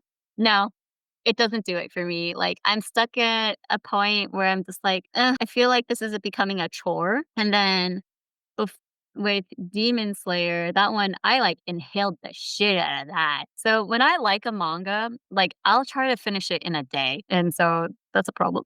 Yeah, 'cause quite long. And the dungeon Meshi one, I can tell here, it looks like it's quite hefty. Like, how many books are there? But it's a bit 12, I think, actually. 12 Let's books. see.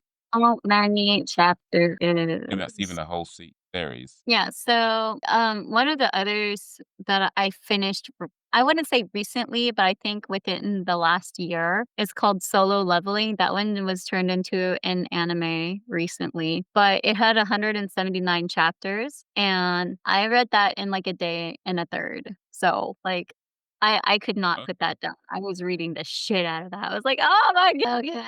Yeah, I inhale when I like reading. So, when I was in school, we were given these, like, special tests. She's like, "We're gonna learn how to teach you how to speed read." And so we would get 1 page of text, and it was, like, size 14 font. It was pretty big, and it's just like, "Okay, you have to read this text, and whenever you're done, make sure you write down your number on the back of the paper." Because 'Cause she'll periodically, like, write down, like, 30 like, 3 minutes, 1 minute, like 5 minutes. I was always, like, one of the first ones done, and then after we're done, we have to put the papers underneath, like, our desk or something, and then we have to answer questions, and if you got all the questions right, then you're doing really good at speed reading. And so that's how I got really good at speed reading, and I, like, inhale things, so I'm just like, "Yeah, so good." I love it. But Oh, yeah. I should learn to speed read. I actually, I know I read slow. I know I Yeah, read slow, so I'm lucky should that I probably did learn some that when speed I was, read. like, 11, so it stuck with me now till, like, my 30s. And it's just, like, I do genuinely enjoy reading, and if I have something that I would like to read, I would read it. But currently, right now, I just have too much creative prowess that overshadows my love for reading. Because 'Cause I've actually finished, like, the 2nd, 3rd, and 4th Harry Potter books in one sitting, like, in one day too. So, I'll eat those up. Like, books, if I like them, I'll eat it. So, yeah, I just got it they're here, by also the way. So there's 14 volumes in the Dungeon Meshi, Delicious in Dungeon manga series. 14. And on Amazon, there is a box set you can get with all 14 of them. And it's really um, cool looking. It's shaped like the Mimic box in one of the episodes. wait a second. And Is this so you on open it up. Amazon? I'm on Amazon UK, yes. Okay, so I need to go DE and see if I You could can pro find I mean, it might be on the Danish Amazon. yeah, Dungeon Meshi manga box. Except Dungeon Fairy. No, I want Dungeon Meshi. Oh, I found it, the complete box set. Yeah. Bad price, 202, euro. Yeah, That's it's kinda a bit cute. pricey, Oh my god. 140. Well, actually, is that I guess that's okay, £140 because each book on its own is about 10 quid. I was about to say, So, majority of the time it's like 10, well, because actually, when no, I more was than that, 10, buying 11, yeah, about £11 really, 11, £12. yeah, because when I was buying a comic like, the chapter books individually when I was younger, they were $9.99, so 9.99 USD, so they should cost roughly the same. Yeah, That yeah, well, looks really nice. I think yeah, I'm gonna have to that's get pretty this cool. for my husband for Christmas. Yeah, that'd be a cool present. That'd be a cool Yeah, my Does he listen husband to this is podcast? a Because it's gonna lover. ruin a surprise. Does he listen to this podcast? Because if he does, you just ruin a surprise. Not really. He was a surprise because he's like, "Where can I listen to the podcast?" I'm like, "I post the link all the time. Do you want me just to send you the link?" He's like, "No, it's okay. I'm really busy. I probably won't have the time to, like, actually listen." Plus, he's, like, studying while he's, like, working. So it's like he wants to, like, tune in and, like, watch, but I'm just like, "But it's edited, so you can't really watch it." until it's done. This is probably going to be one podcast episode that he actually listens to, and he's gonna he said it's gonna get him a present. Now he has to act surprised by the time you get it for him. Oh, yeah. Even I better, mean, it's okay because don't get it like, for him. Get him something else, and they just won't know. I have okay, so here's the thing. As of an hour ago, an hour 49 minutes ago, it's been our anniversary, and I wanted to give him our anniversary gift that I got him early because I got it a while ago. And I'm like, "Okay, I think he'll really like this." And he's like I'm like, "Hey, babe, are we celebrating in like June or October?" He's like, "I thought we agreed in October." I'm like, "Okay, cool. You'll get your anniversary gift in October." He's like, "What do you mean? You already got me a present?" I'm like, "Yeah, because I love you. I want to get you nice things that I know you'll like." Like, I don't even have time to think about what do you mean? He's like, "I just after these 2 trips, I don't even have an idea of what to get you." I'm like, "That's kind of not good." I like a lot of things. It really is. It's really Yeah, easy. I mean, he could get you League of Legend gift cards. How dare And the you? League of Legends. How dare you say that? He could no. I hate the fact that you said that. You need to redact that statement. You'd use it though, wouldn't you? If you got your gift cards, like if you got like a £20 League of Legend gift cards, you'd spend that, wouldn't you? See, here's the problem. I don't know, what that buys anymore. Did you what happened? They released a $500, like 500 USD skin. A skin, a cosmetic in that stupid game Five costs hundred you dollars. $500. Yeah, and Like people buy it why? Why is it so because expensive? so it is a commemorative skin for the first inductee into the League of Legends Hall of Fame, and it's got multiple forms and, like, it changes the map. So when you take down, like, a tower, it has his signature on top of the tower for the rest of the game, like, on top of the rubble. You got to buy the skin and then you got to take down the map while you're wearing the skin. Yeah. What if So you suck at the game? You're never well, going to that's see not it my change. problem. You shouldn't have spent $500. Well, true. Part 2, here's the other part. What if you lose your count? Oh wow, yeah, nah, that's too That's much. why Five hundred I'm dollars for nah. I mean, I appreciate that these guys got to make money, but that's a bit much for any kind of content, okay, like but that. we've talked about this before, like, $500 over a period of time is okay, but 500 on one go? I Yeah, can't. that's No.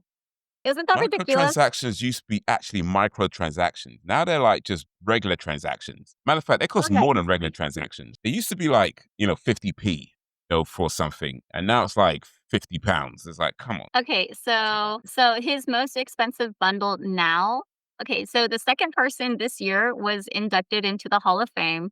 His name is Uzi, he's a Chinese player. His skin at the most expensive technically is like $430. That's still ridiculous. Isn't that crazy? 400. 430. Yeah. But yeah, they say people are buying it, so I guess they're gonna keep doing it. Well, that's the Yeah. thing because like it includes visual effects, animations, and signature on the skin. I'm just like, are you sure that's worth it? Like, why? Why? I mean, that's like $10 max to be. Like, I'm okay with it. It's not my money.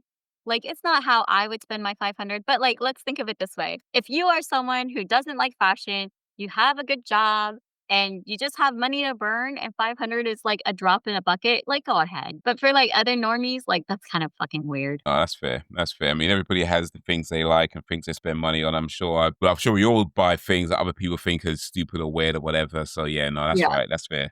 Fair. Yeah, like, cosplay is Uh, really weird. Like, why do we dress up in wigs and funny costumes and armor, made out of foam and yeah. thermal plastic? But here's the other thing, I remember seeing my friend's, Instagram recently. She's like, "I used to be making 17,000 USD a month, and then I lost my job," and I remember thinking like, "Oh, spending this much money was okay, and spending 500 is okay," and now that I'm running out of savings, it's kinda scary, XYZ. I'm like, "Dude, that's fucking terrifying that you made, like, this much money, and then you haven't been able to get a job back into it." Like, oh god. Yeah, that sucks, man.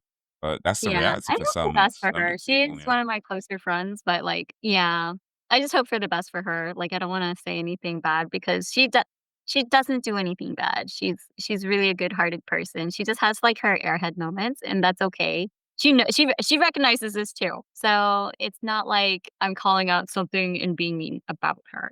No, she's a good-hearted person, and I just hope the best for her. Yeah, Kinda indeed, sucks indeed.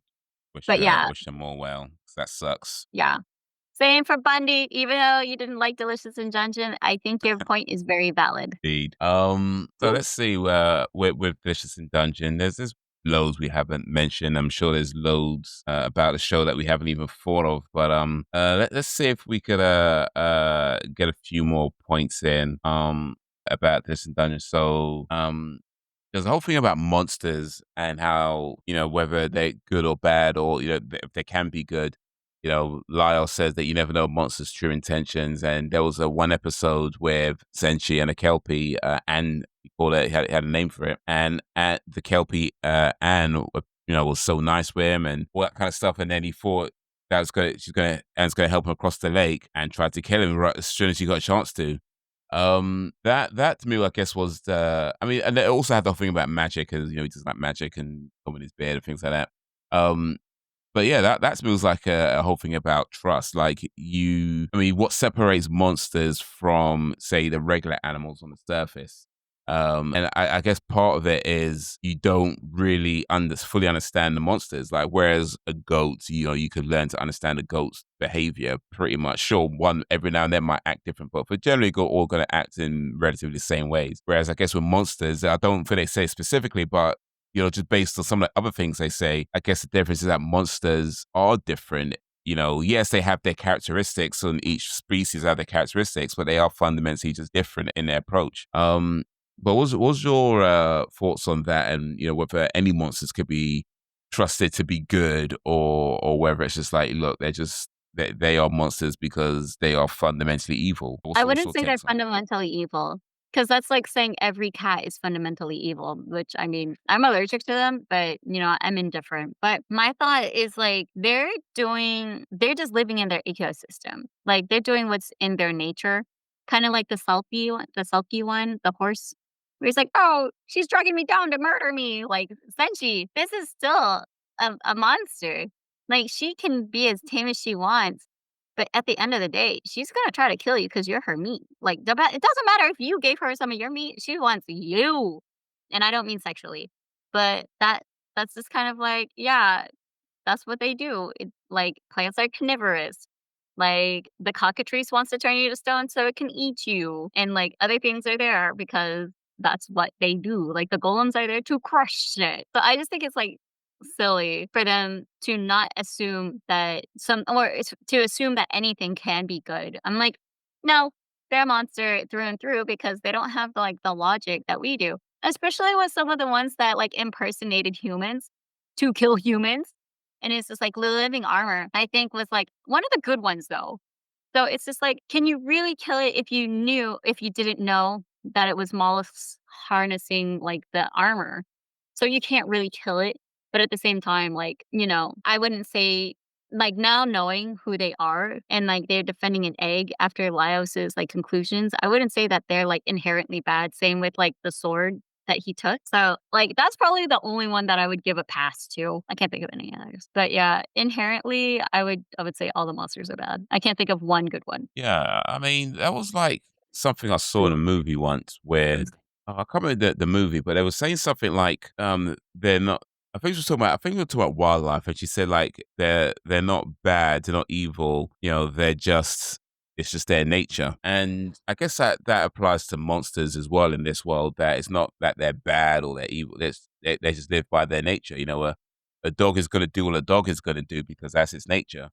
A cat's going to do what a cat's going to do because that's its nature. A tree is going to do what a tree's going to do because that's its nature. It's not bad. It's not evil. It's just their nature. And we use terms like bad and evil because of how we sort of categorize things, right? Um, and as far as we know, that doesn't apply to other creatures, at least. And if it does, not in a way that we understand. Um, but so monsters, it's like their nature is to do what they do, whether it's to behave a certain way, to trick people, to lure people, or whatever it is. So to them, it's like a shark. A shark bites you not because it's evil, it's because that's its nature. And yeah, I guess the same with monsters as well. They just live by their nature. And I imagine, I guess for Senshi, living in a dungeon for so long and being around, Anne and the Kelpie, and I guess maybe part of him knows that. I would imagine, or somewhat assume that he kind of knows that these are what they are. But then maybe that was part of his loneliness coming through in the fact that he wanted to trust and believe that this one monster was his friend, and it wasn't Yeah, in it's the kinda end. weird that, like, the horse couldn't have been his friend. I think that would've been really sweet. But Kensuke, a smaller monster, was his friend. Maybe Kensuke realized and could smell the fact that they cooked his friends, Just wanted to survive. Yeah. like, maybe that scared off I don't know, because if they were carrying the meat of other monsters and, like, the eggs of other monsters, shouldn't they have become more afraid? Or maybe not.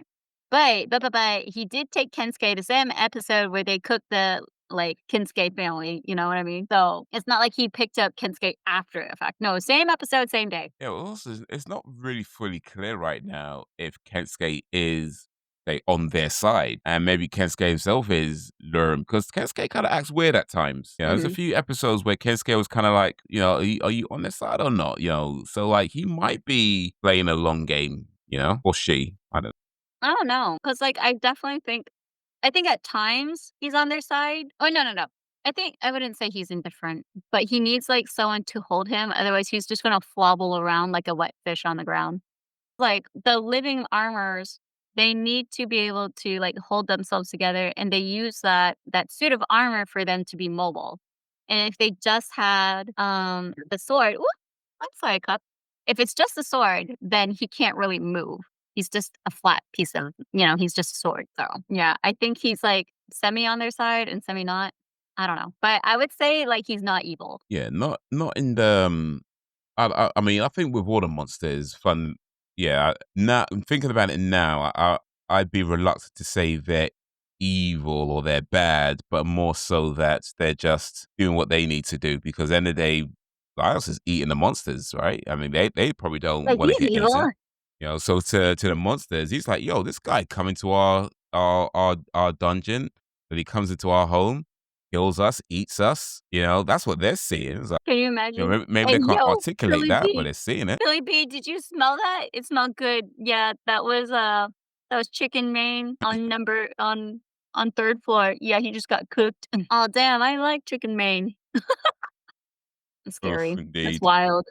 There was no chicken there. Well, not in the actual chicken. They had like the Yeah, the was it the cockatrice? It's part chicken. Oh, I like that episode actually where Balin gets bitten by a cockatrice and Laios is like, okay, here's what you need to do. Okay, sit down, put your legs together, put your hands by your face, close your eyes. And he was like, now you're ready to be was it petrified. turned into stone, petrified. And she's like, Yeah, that was myself, and not Pollen. because the thing is, I'm watching that for the first time. I was kind of like, okay, what's he gonna do? What's the trick? What's the way he's gonna resolve it? And the way to resolve it was, to get her into position that when she turns to stone, she doesn't fall over. Which of course makes sense. It's like because you're going to turn into stone, we can't stop that. We just want to get you into position where you're not just like wobbling. But like, I guess his mistake was that he just said it too early and shocked her, like. And then she just ended up freezing in this really awkward position. But of course, they were able to get her back to normal through various methods over a period of time. It's all in one episode, but it's I think over 4 days they said it took 4 or 5 days or something like that. It took a while, Yeah, but yeah, I like that. I think that's, like, unfortunate, but I feel like a cockatrice is, like, a normal kinda monster that you would wanna fight. The petrification, I didn't think that was gonna happen, but it did. But I think it was good comic relief. All right, so we talked a little bit earlier about our favorite characters. Do you have a least favorite character? Probably. Oh yeah, sure. He was well, he clearly liked Balin. Yeah, like, It I was actually weird in thought his approach, though. yeah, I seriously thought he would have more depth being, I wouldn't say, like, protagonist level, but, like, he had a lot of story going for him, but his just personality and the way that he was written and the way he treated Laios, like, at least with what was his name? Who was that other guy that really sucked at adventuring? Not sure. Was it Tansu? No. Like, at least with Kadru, I could find some redemption in him knowing that his party just sucks at fighting monsters. That's why he's having all these problems. With Shoro, no, he's got skills, he's got, like, the money, and, like, he has, like, a love interest, but he's like a douchebag. He's like, "I don't like you like this, blah, blah, blah, blah, blah, blah, blah." And it's just like, "I try to let you down subtly, but you're just a freaking idiot." And it's like, there's sometimes, like, a reason why you're friends with someone, and it's just because they're lonely and they have no other one else, and it's just kinda like it's not like you are growing apart from him because you're raising a family or you're moving to a different country. Like, he never did anything wrong. Often a victim of Laios's lack of social awareness, it says, but it's just kinda like, I don't wanna call him, like, a prince archetype because he's like, "Oh, yeah, I'm a nobleman and I have to conduct myself," but, like, his sense of righteousness too pisses me off when he's like, "You use black magic, you gotta go to prison." And it's like, "Dude, it was to save the bitch that you love. Like, would you rather her be fucking dead? Like, at least we got to her. At least she's alive, and now she's a fucking dragon." I don't like his backhandedness of like, "Oh, yeah, I'm so sure of myself. Look at me being a strong warrior. Oh, but we didn't get to save Fallen. Fallen's dead. I need to take a whole team to go rescue her." But, like, you didn't go try to contact Laios because you don't like Laios? Like, oh my god, you're so stupid. And if you want to marry Fallen, that's gonna be your brother-in-law, so you gotta deal with it anyways. Think about that. Like, he is just so stupid. I do not like him. Yeah, I can see that. I can see it. I mean, I would say, I guess I wouldn't say, I mean, least favorite, yeah, but since I asked a question, and for me, it kind of falls between Shuro and Namari. Oh, yeah? Like, I mean, for the reasons you said, Shuro, yeah, the guy was a prick, you know. His whole approach. I mean, I get why he'd be angry that they use the black magic. You know, it's forbidden and because it's dangerous, clearly, right? So I get why he'd be angry. But then once you kind of realize that, okay, look, what else were they going to do? You know, and even still, like yeah, so he's trying to marry her. It's like, dude, yes, she's a dragon now. Like, what are we talking about? Namari, yeah, I guess it kind of falls between, depending on the episode, depending on the occasion. Namari wasn't a bad character, so to speak, but she just kind of came across as unnecessarily annoying in a sense that, like, sorry? You think so? Yeah, like, like she left their party because, okay, yeah, she needs money. And that's her situation. So she joins like the other group. And so she can't just back and forth because, word gets out, it looks bad on her and she may only end up with certain types of jobs because they'll see her in a certain way, and that's the situation she's in. So she's kind of stuck there. Okay, that sucks. I get it. But then it's like, then humble yourself. You know what I mean? When you're talking to people, like she has like this kind of arrogant sort of attitude at times where you're like, I mean, arrogance is never good regardless, at any time. But it's like, it's especially bad when it's like you have no self-awareness of the situation you're in, and then somebody else has to tell you like this is why, and like I mean, it, like you clearly know that's what you like. You can't just hop it back and forth. But then you're talking to people like they're idiots, and it's like, well, you got yourself in a situation where you can't even make your own choices now. Like, humble yourself. You know what I mean? Humble yourself. But like, yeah, I don't really like that as a character trait. And I'm not sure from a story point of view what purpose it served to have that character trait. But yeah, Shuro from the perspective of like just being a dickhead, and then Namari from the perspective of like someone who is just like more than a little bit unself-aware, Yeah. even though she's clearly smart about things like weaponries and stuff like that. She has her knowledge, but yeah, she's like self-awareness. Come on. All right then. Out of the monsters there, did you have any favorite or least favorite monsters? Not necessarily ones that you want to eat, but just out of all the There's monsters, ones that anything want to particularly cool? but let me see. Monsters-wise, I don't think okay, let me go to monsters. My least favorite were the plants in the hallway that caused them to swell. Like, that just reminds me of poison ivy. That shit, Oh yeah, like, yeah, no yeah. deal. I don't really want to have to deal with anything like that. Do I have any favorite? Which one was it where he had to do the dog thing? I think the cockatrice is still one of my Oh yeah, favorites. yeah, Yeah, cause like, that's the yeah. first one that jumps out to me. Like, I just remember that episode so well because it's like, "You gotta make both of them stare at you at the same time, blah, blah, blah, blah, blah." Let me see. I did not like the Kelpie. The Kelpie made me really sad. Beep, beep, beep, beep, beep. He's I'm trying to think what else. What was the one well, there was mermaids. What was the one that copied them?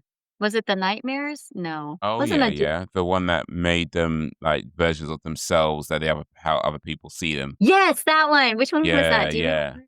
Oh, that was Was one it of the later episodes, I Shapeshifter? think. I don't remember what those monsters were called, but yeah, I remember those ones, and I had to figure out who's who. Yeah, that was like that one is my favorite episode just because of, like, how accurate some people got. What's the hag? Let me see. No, that's not it. I can't remember, but just because it's one of the only ones that I can remember, I would still have to say the cockatrice just because that's one of the only ones that really sticks out to me. Yeah, I But I like thought I made some pretty damn good food with the cockatrice. yeah, I like the cockatrice. I like the griffin and the what's the other one? The griff the hippogriff rather. Basically, I like the monsters that were two animals in one. I feel all those are really cool. Those are I don't know about least favorite. I guess the least interesting one for me though was just the ones in the beginning, like the mushrooms. I don't know if you can even yeah, call them monsters. They were, but they were. I mean, they were kind of fun, and I guess it's a cool way to introduce what they're about to get into because you don't want to start off too big, right? But right. You don't want to ultimately, throw yeah. like a mini dragon at them and be like, okay, we're Right, gonna exactly. You don't wanna go too do hard too quickly. But yeah, they weren't overly interesting, but it was a kind of fun way to start it off and kinda ease you into what's about to happen. The changeling monsters, the ones that made them change into, like, Laios changed Laios into a dwarf and, Senshi into an elf and, that kind of thing. That was Mhm. kind of interesting a little bit as well. I thought that was kinda cool, but, maybe that needed a little bit more, time, but I think for what they did with it, it was just, it was like but yeah, Yeah, my right. favorites were the ones where they were like oh, I did like the Undine as well, the water monster. That was a really Oh, cool yeah, one. the train was neat. Like, I think of that, but it's not like it's not a top for me. Oh, treasure insects were fun, but I don't think that's like, they're just not tops for me. Cause like, I just think of the cockatrice whenever I think, like, Delicious in Dungeon. Like, "Okay, here you go. You got this giant fucking bird with a snake on its ass." And I mean, it's a pretty standard monster too. Like, I'm not saying the dragon, like, "Okay, I know what the dragon is." Like, "Okay, yeah, it's big baddie," but I can't think of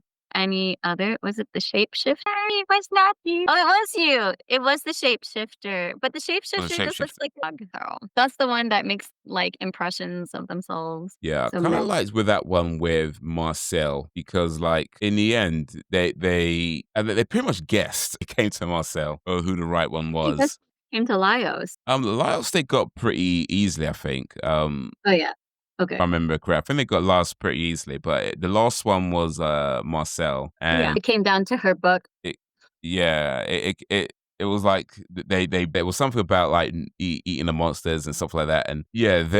it pretty much like it could have been either one really. It could have been either one, but then the one with Chilchuck I thought was really clever because of where he sat on the box without really checking if it was a, a mimic. And I was like, nah, Chilchuck wouldn't do that. So like that was clever. It was like a minor, oh, it was not minor, but a subtle thing. But I was like, nah, wait a minute, nah, Chilchuck wouldn't do that. Yeah. You're the We copy. didn't actually get to eat the shapeshifter though, right? Yeah, they eat the shit. I think they ate all the monsters, or most of them at least, Yeah. anyway. Let's see. While the illusions are inedible, say are made out of leaves, shapeshifters have been used in the following dishes: ice golem, savory egg custard, and cooked fish from the golem. Right? Yeah, they Oh, turns the leaves. Yeah, yeah.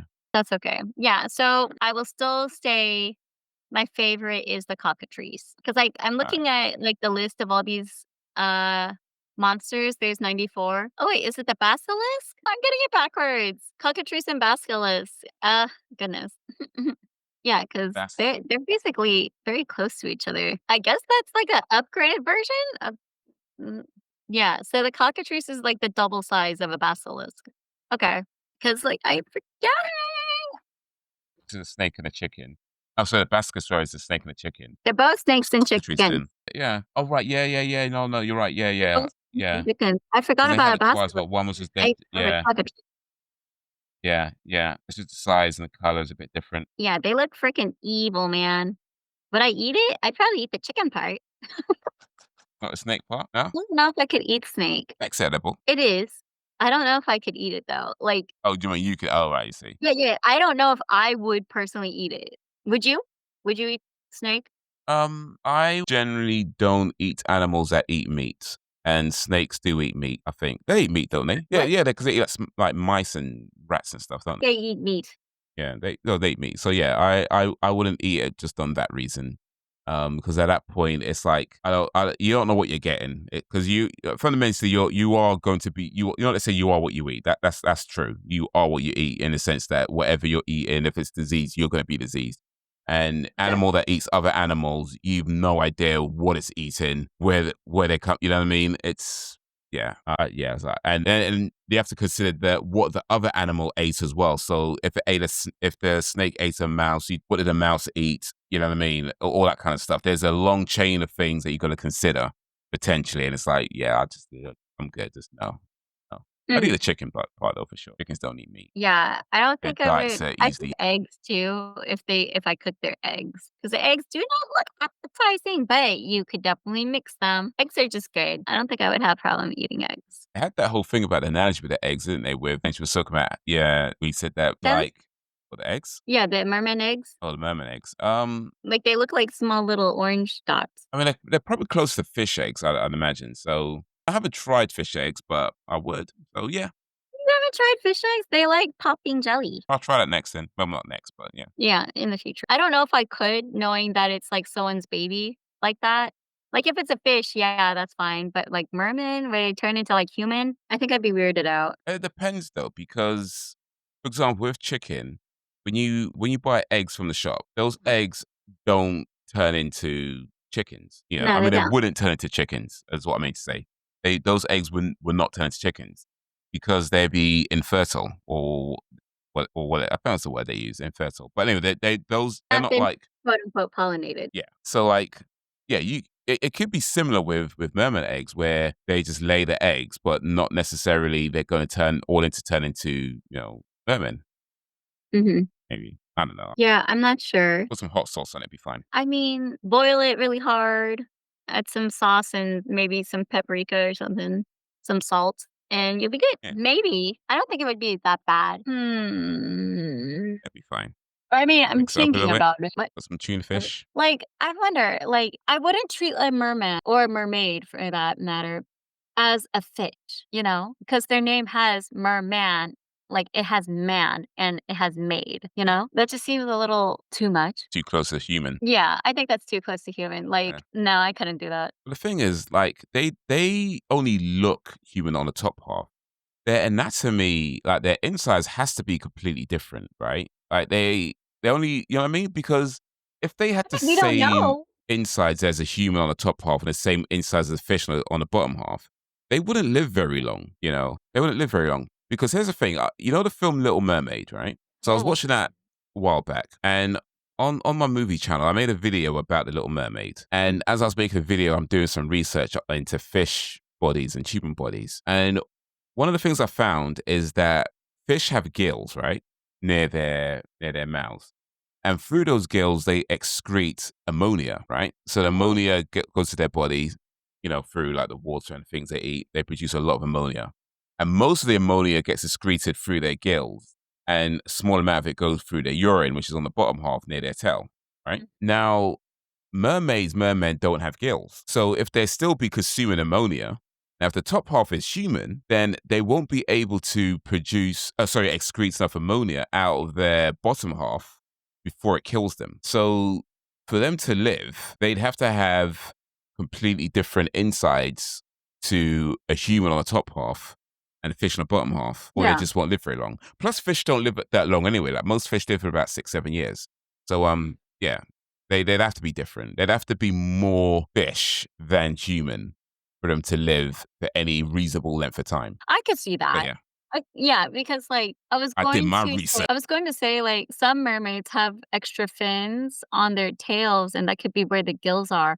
But I'm like, "No, that doesn't make any sense because they're not really drawn like that." And I mean, majority of the time when you see mermaids, because there's mermaids in Delicious in Dungeon. Remember, Laios was water walking, and then he's singing. He's like, "I never get to finish my song." But it's basically the top half is a naked woman, and then the bottom half is, like, seal legs, so, like fish. And it's just kinda like, well, If you chop it yeah, all I up, guess it makes sense, but I still wouldn't eat them because, like, here's the question.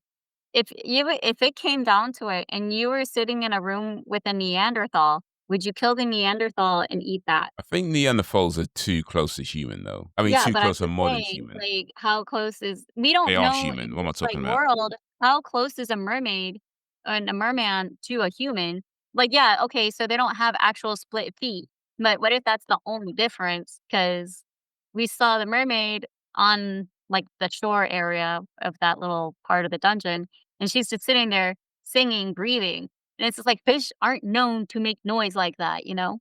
Mm, So they have to have like a larynx and they have to have vocal cords in order to push out air that way. So they have human capabilities. There is some kind of way for them to yeah. be human. So, you know what I mean? Maybe Like only eat the they bottom are half then. still closer to human than fish. Yeah. Maybe just eat the bottom half of the mermaid and not the top half. Kind of like shark fin soup. You just like cut off the fin and then Yeah. let them Yeah. wiggle and die. It doesn't regrow. What if it does? We don't It know. probably doesn't. Mermaids don't live. Oh, probably not. Okay. They get killed by Well, seamen. but you didn't answer the question. Would you eat a Neanderthal or no? Oh wait. I don't think I'd eat a Neanderthal. I don't think I'd eat a Neanderthal. You know, that's like Yeah. an actual, like, Homo sapien kinda thing, right? Yeah. So Like, like how far away is eating that? eating other eating other people would Yeah, be like, it's no. I an mean, you could get extinct all kinds of diseases eating your own species. So like, no. an extinct Or group of humans or Cro-Magnon. So it happened roughly 40,000 years ago. guys, they weren't washing too much back then. You know what I mean? They were just like rolling around in dirt all day. So it's like, I don't know if I want to eat that. Eating raw meat, like, nah. You don't want In fact, ground that's beef? another. Yeah, in fact, that's another thing. I don't eat animals that eat meat. So yeah, no, that's Okay. another reason. Okay. Alrighty. We're chugging along on these topics. Getting deep into it. But yeah, we have been talking for a good while now. So Right. No wonder I gotta go pee pee. yeah, all right. Well, in that case, before we wrap up today, and before you take care of nature, is there anything else you wanted to add or bring up about the Delicious in Dungeon? Anything we haven't mentioned already that you thought we should say? Yeah. I totally almost forgot about saying this. I wanted to make sure that this is given a point. This manga artist was giving all the time in the world to work on this comic and still be published at her own speed. So when she is not rushed to make deadlines, she was able to create such a flourishing story. And I think that's just nice to be able to have a comic artist not be pushed for a deadline like, oh, I have to release every week. Oh, I have to release like so many times and then get burnt out. And I think we Mm, have a really fantasy, like, based D&D story that's really nice and has multiple layers, and we can get to know several characters. I personally didn't like the cat girl that joined the end. That was, like, such fan service. Like, Ninja Cat Girl who ends up joining the team is like, did we really need that? Is she like a Fallon replacement? Not really sure if I like that idea. But yeah, it's just really nice that the author was able to work at her own pace and create something nice as opposed to the traditional norm, which is okay, get it done fast, get it done fast, get it done fast, get it out and done. And yeah, what's your next work? You know? So I really applaud the fact that this artist, mangaka, was able to work at a decent speed. that's Ryoku Kiyu. If I'm saying that right. Hopefully I'm saying that correct. If I'm not, I apologize. Ryoku Kiyu. Hey, Kui. cool. Ryoku Yeah. Kui. I'm sorry. But yeah, that's the name of the person who did the manga Ryoku Kui. And speaking of Itsusumi, real quick, Asabi, the ninja cat girl. I forgot all about her for a second, but yeah, she might be a contender for least favorite character actually as well, just because like I mean, don't get me wrong, I think she served her purpose real quick when. But Marcel's talking to her about having to do things you don't want to do to get to where you want to be, and I think that's kind of where she served her purpose. After that, she didn't need to be there. Like she barely was in the story, didn't really have any lines. Um, she was just kind of there. So like I Right? don't know, Just maybe they don't really seem to be doing anything with the character. So it's kind of like, you can if you're not going to do anything, you may as well just go. They couldn't cure her, so it's like, why are you still hanging around? If especially if they're not going to flesh her out, they're not going to do anything else with her. It's just like you can't cure her. She served their purpose. Why are you here? But yeah, anyway, maybe they'll do something in season two. oh, Maybe. so apparently Kukui read the Never-Ending Story, Lord of the Rings, and used lots of rule books from Dungeons of Dragons before Okay. starting Delicious in Dungeons. So that's where we get lots of our inspiration from. Look at that It's full circle. was that Dungeons and Dragons? Neverending Story. What was the other one again? Sorry, Lord of the Rings. Lord of the Rings. Okay. Yeah. Neverending Story. If you've not seen that, but anybody who's not seen that is an absolute classic of them. There's three of them. Is there They're 3? not. Yeah, it's free. The first Oh. one is a masterpiece in my opinion. After that, I mean, it's up to you. I didn't know that there was 3. Yeah, I mean, I think there's three. I'm pretty sure there's three movies in total. I think if I'm There's American, the 1984, 1990, then there's the second sequel in 1994. Yeah, I've only seen the first one. the first one is the one to see. After that, yeah. But yeah, the first movie is just a gem of a film. I've not seen it for a long time now, so that's something that I have to try and make time to watch again and refresh my memory on it because yeah, it is a brilliant film. Brilliant film. Speaking of one last thing, before we end it here, if you want a darker version of Delicious in Dungeon that doesn't necessarily show you about them cooking the foods, and I don't really recommend it, but people love this anime series. It's called Made in Abyss.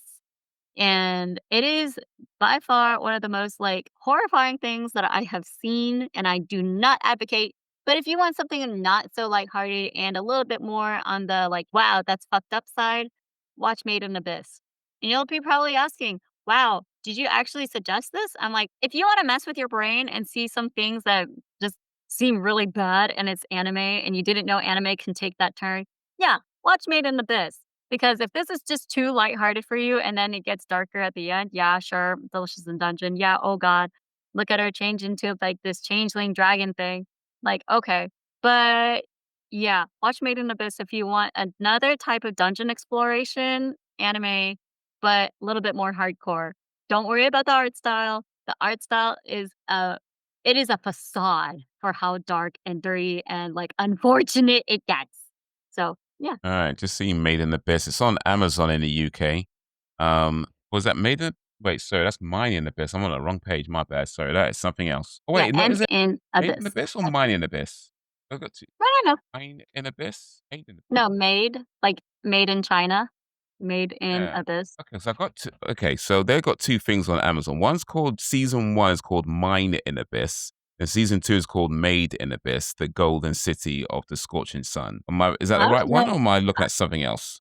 There's something completely different. Okay, let me send it to you. Do-do-do-do. Made in It's Abyss. 18 rated, 12 episodes per season. Okay, hold on. So, I don't know what you're talking about, but what does the main characters look like? Or what is the imagery They of they got some kids looking creatures. One with a girl blonde, long blonde hair. They've Oh, got a yep, little that's boy absolutely it. You don't need and to a go long forward. ear and a Pikachu looking flying thing, but he's not yellow. Yeah, you should watch it. If you That's the like show then. crazy Okay. shit, this is your chance to see something, hardcore. Like, I watched it, and I can definitely say it is not my cup of tea. But if you wanna All do right. a podcast on Made in Abyss, I'm up to, like, season 3 and watched both movies. So, yeah, it is I've got nuts. access to season one and two, but I looks at I'm gonna have to I don't know, I'll look around see if this season. It's fine. Yeah, I we'll mean, figure it 1 out. and Figure it 2 out. is enough. Like, there is so much to cover in just season 1 because it is not a normal show. Like, it looks cute, but it ain't. You'll find out if you watch it. All right, fair. I mean, All right isn't it then. just it was, like, 18 plus? The show 18 plus, is that what you just said? Oh yeah, yeah. It was 18 rated. It was Yes. 18 rated. Oh, wow, look I'm at this. guessing that's pretty Okay, up there 18 with the plus. violence. It's got cute little kids on it, but 18 rated means those kids are not old enough to watch the film that they're in. That's what that means. It's madness, isn't it? It's mad. Imagine being an actor in a film that you're not old enough to watch yourself. That is crazy. I mean, I know they're animations, by the way. I get that. I'm just saying. Anyway. That brings us to the end of Delicious in Dungeon podcast. I'm going to learn to speak one of these I days. keep picking up my That brings mad us, yeah, with the Mad Mage, Celeste Orchid. news. We are at the end of the podcast episode for Delicious in Dungeon. We talked all we could about it. I'm sure there's loads more that could be said about it. And if you care to do so, yeah, let us know your thoughts and opinions on or anything about Delicious in Dungeon, whether they're manga or the anime. You agree with anything we said, disagree with anything we said, other opinions, all that kind of stuff. let us know in the comments. Hit us up on the Twitters and all that, and the what do you call it, the Instagrams. And yeah, but that's going to be it for now. So thank you for watching and or listening, and until whenever, ever, peace.